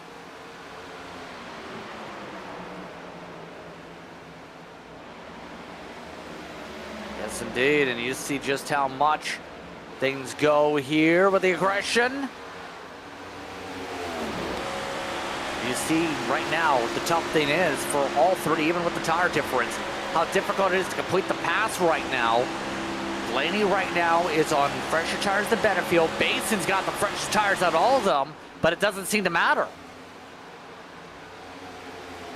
He tried so hard and got so far, but in the end, it might not even matter.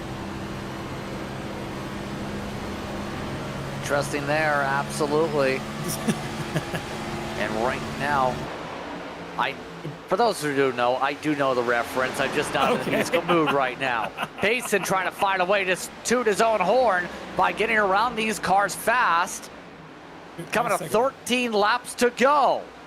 I love that segue right there, Justin. That's pretty good. Basin. He switched up his line. He was running the bottom for most of that little bit, but now he goes up to the top. 83 is just better on the bottom on most tracks. He's trying everything he can to get to Delaney, but not working. There's not that much grip down there right now for him. He's not able to get the run on the exits that the 6 car can get from running the top. Yeah, and right now, still nothing doing for Benefield. Lap traffic is ahead, by the way. That includes drivers like Pearson, Williams, Graves. When they reach that traffic, that's going to be a huge hindrance, possibly. That might increase the urgency to get this job done as Pearson lifts down the middle of the straightaway to let them on go. So there goes one of them. Very respectful. Got to give him that. I like seeing it. Here we go. I think these 3 are just going to... They can't pass. You know, you can get there, but it's so dang hard to pass in these next-gen cars. You can't do anything with it. You know, you got there, but now you can't do nothing. You can try and go to the top or make them feel uncomfortable, but it's kind of stuck. Loving to go. The close battle on the racetrack for the podium spots right now. Benefield now looks, pokes. Now it's Basin poking. He nearly got to the fender. He resets again. Yeah. When you get just in that zone, it's enough to slow him down. So he's just trying to get to that zone where the draft will slow him down. And Benefield's trying to get to Delaney's quarter panel, but he hit the wall that time. Look out. Keeps it going, and they're still all just right on top of each other here. Oh, he's side by side. They're going to be 3 wide here. Be careful. Yeah, look at this. Polk is there on the 84. Basin now finally able to get side by side with under 10 to go. Benefield squeezes, tries to force Basin to lift himself. Basin keeps it planted. It's Benefield who gets loose, if anything. So it's Basin up to the top 4. Basin wants a Ryko 1-3 with Conklin up by 4 seconds. He tries to lunge it underneath.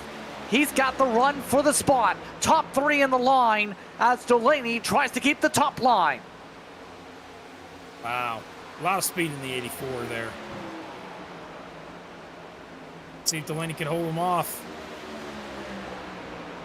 He's got the speed. Whoa, 84 is sliding the thing off the corner there. Still even when they cross the stripe. It looks like it's going to be Basin leading that one. Oh, not leading that lap, but being ahead of the 6. Yeah, but Basin will finish the pass here. Gets in front, under 8 laps to go. It's Basin up to 3rd. This will probably be the highest he gets for Conklin. He has continued what has been one of the more outright dominant starts you can in terms of when he's hot, he's hot. Oh, wow. Things looking steady for Vroman. Vroman in particular, he looked good, but only 6 laps led. That's how the race went for Conklin last year. You're probably talking about Vroom in a dominant effort like this. See some of the other battles as we go. Hunter, for his sake, looking to try battle Hoytsma. This is for 11th here, coming to 6 to go. Yeah, Conklin, by the way, even though he's about 5 seconds ahead of second place here in this race here today, he is currently 23rd in the point standings for the NASCAR Coca-Cola iRacing qualifying series. If he can stay in the top 30, he'll have a shot at making it to Coke, I think is what the rule is. But he's going to do his best to try and make that happen. He's got to make it work. But today, in terms of this series, he dominates.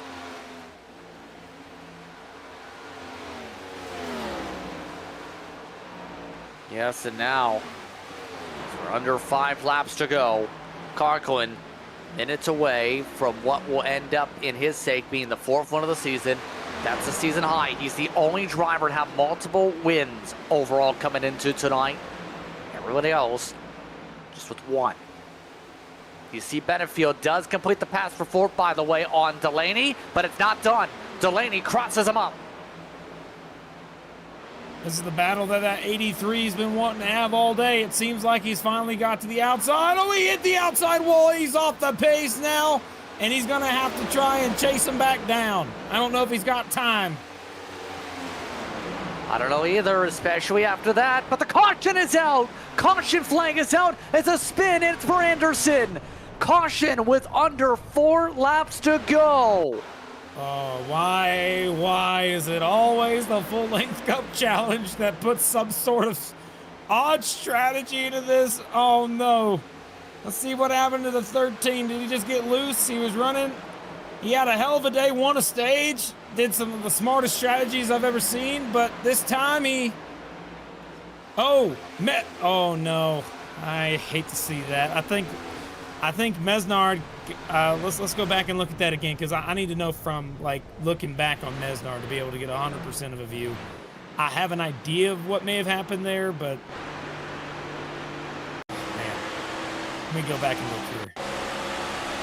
73 was on the very top of the racetrack. Coming off the corner, he had to lift, and the 13 car was not expecting the 73 to lift. And when he did lift, 13 thought he was going to follow in behind the 73, but because the 73 had to lift, he was there, and that's where they made contact. So it was a racing incident, not intentional by any means, but the 73's lift was unexpected. He was going to hit the wall either way, but he had to lift so he didn't hit it as hard. Now pit stops. 58 comes down, and does anybody choose to stay out and try and risk it? I don't. Basin just did. Basin just stayed out. He had a tire set if he wanted one. Now everybody else is in, but now here comes the next question. Who takes 2 tires with a 50-lap plus split in some cases? Let's find out. Heitman's taken 2. Vrolman just took 2. Who else takes 2? Conklin just took 2 to win the race off pit road. So Conklin, Vrolman, along with Benefield, Hodgson, Wood, and just about a quarter of the field on 2. And only 1 car staying out on old tires. Oh my goodness. Who's the first on 4 is my question. First on 4? Jonathan Delaney, 9th. Okay, well, I think we need to keep an eye on Basin up front. Conklin's going to do everything he can to get by his teammate quickly. I don't know if the 84 is going to let him go, because I don't believe in that's how they operate. I think that they are, once you're up at the front for the end of these races, you're just going to go all out. I don't know, one way or the other. But I'm stunned more cars did not stay out. If you were like Cameron Stone, Dustin Hall, Sean Anderson even, Matt DeCiani, these guys, I would have stayed out on really old tires and made it extremely difficult for anybody to get through. That would have been my mentality, but nope, everybody wanted to come down and be safe. I don't know. We'll find out. 2 laps to decide it. Green, white, checkered. Green, white, checkered territory to decide things again. Get a caution. We'll re-rack and stack. If we don't, well, let's race to the checkered. It's quite simple as that. Right now, Dylan Basin looking for an upset, trying to outrun his teammate on much older rubber. This is going to be difficult, though, especially even for those on 2 tires. You're talking about massive difference for the left sides. Who gets it done? Do you think the 2 tires works? Well, I think it will be better than no tires here, Kirk. My question is, will the car stick without any incident? Oh, man, this restart's got me scared. I know there's going to be some wheel spin out of that 84. I'm sorry to call it, but, they got real old tires, man. But the 84 did stay out longer than a lot of cars, so maybe that might be a little help. I still think we might see some wheel spin. 2 tires is still enough to do it, too. Here we go through the restart zone. back underway. Oh, tiptoe. You're good. Look at that, though. Inside got the much better run from Vroom. It's Vroman up to the net lead out of those on 2 tires. The race lead itself, Basin holds on, though. Here we go to the back straight away. Vroman gets the run. Basin doesn't try and block it. Conklin boxed in by Benefiel. Nicholas Vroman takes the lead away from Basin as Basin slides up the track. 1 lap to go. The 84's to the wall, and Conklin's in 3rd. Vroman's got the lead, and he's trying to get by Benefiel, who blocks. Goes down to the inside, not enough. The 58's trying to do everything he can. He's been dominating all day. He dives it in, uses 8 tires instead of 4. And I don't think it's going to be enough. Here comes the 97 of Lucas Hoytsma. Where did he come from? He's on the top side trying to get there. Here we go for the win. Hoytsma's got the run. Right now, Vroman trying to hold on. Nicholas Vroman steals the BBQ 400 at Kansas as cars scatter in the grass and they wreck all over. Man, this green-white checkered rule, I'm going to reiterate, really changes everything. Vroman, who had been second all day, been following a car about when that caution came out, was 5 seconds ahead of the rest of the field, was able to take advantage of the overtime rule in a non-timed race to get the win. Vroman, man, got lucky there on that restart. Way to go. All you can say is, my goodness, Nicholas Vroman steals it away. It's his 2nd one of the season. He's your 2nd multi-win driver of 2026.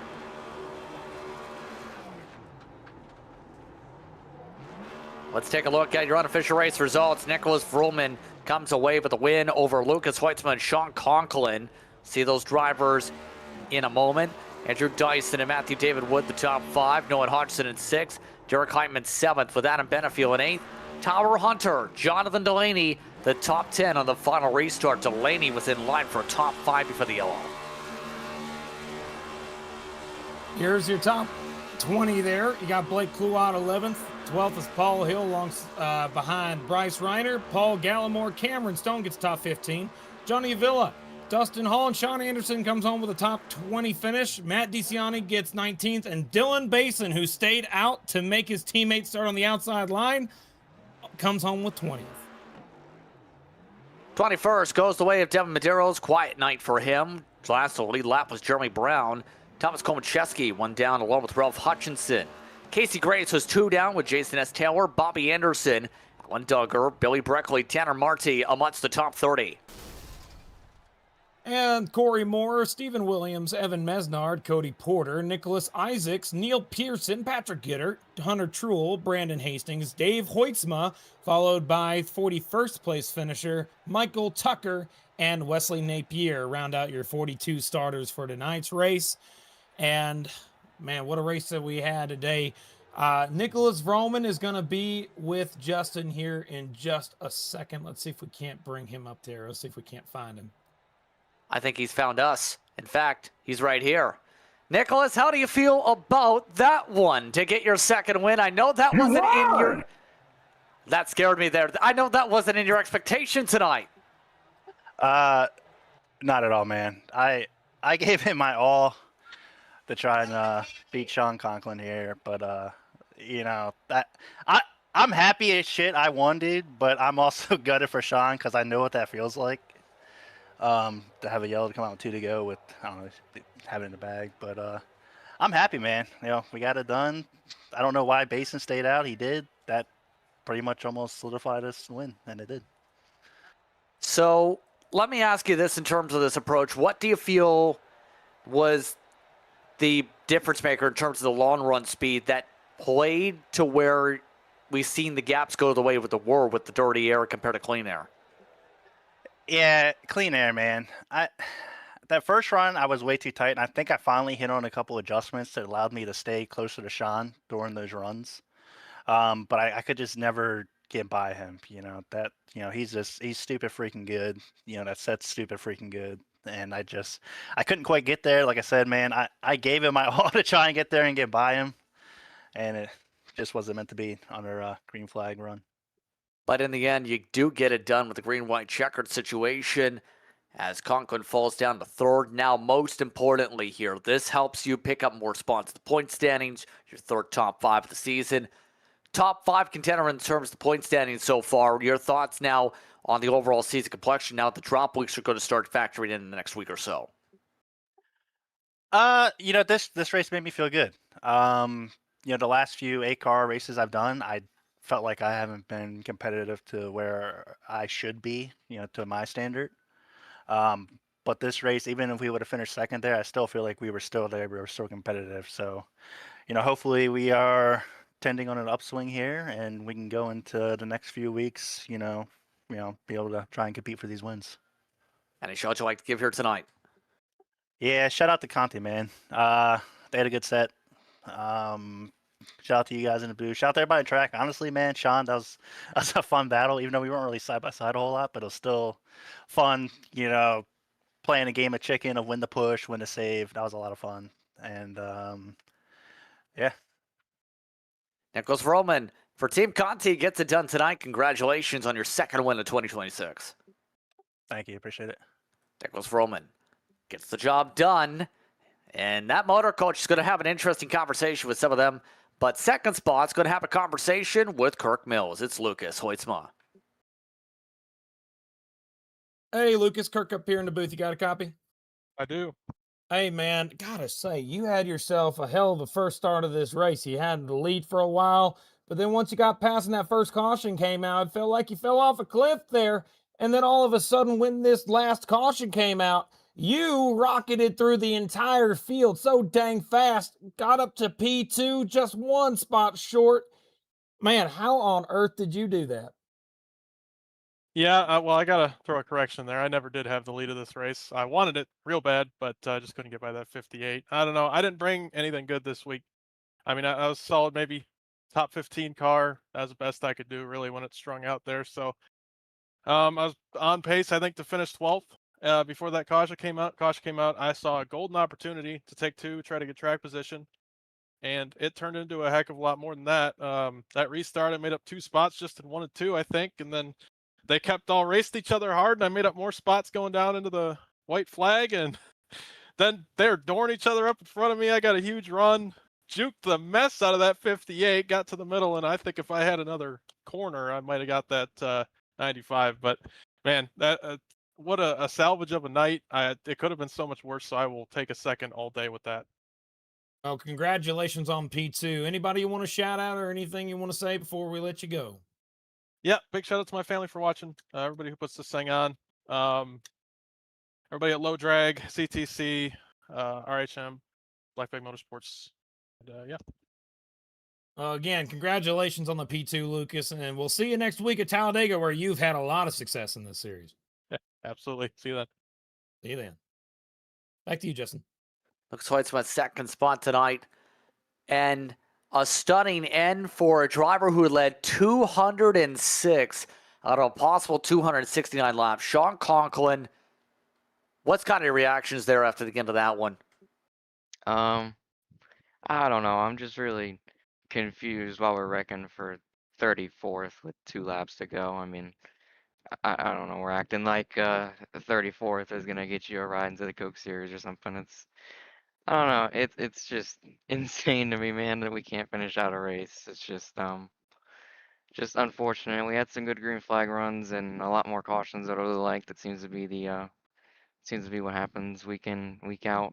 Hopefully we can get it more green at some point. But yeah, just those wrecks in the back are just ridiculous, man. And then I had played some strategy there and got us in the second, which is just an awful spot to restart because everybody on the bottom gets trained up and you just have no one helping you on the outside with drafts. So just kind of went straight backwards, fought for everything I could there.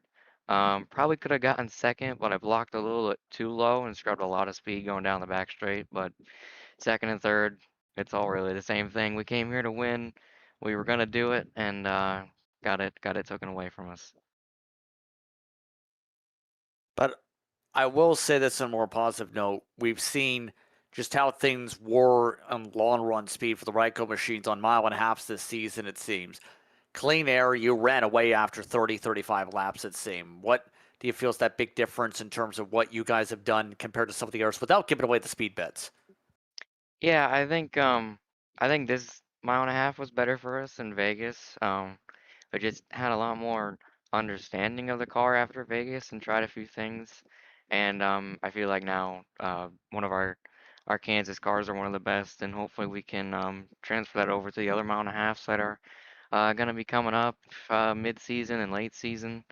But yeah, looking forward to getting back to short tracks and some upcoming road courses and even 2 milers here. I think we can also do really good there. So yeah, it was a great race for us. Just had a lot of long run speed, just not too many long runs to show it off completely. On that note, how do you feel about your team's ability for Talladega next week? Because stages are already a talking point coming in with the adjustments NASCAR made in real life for their race.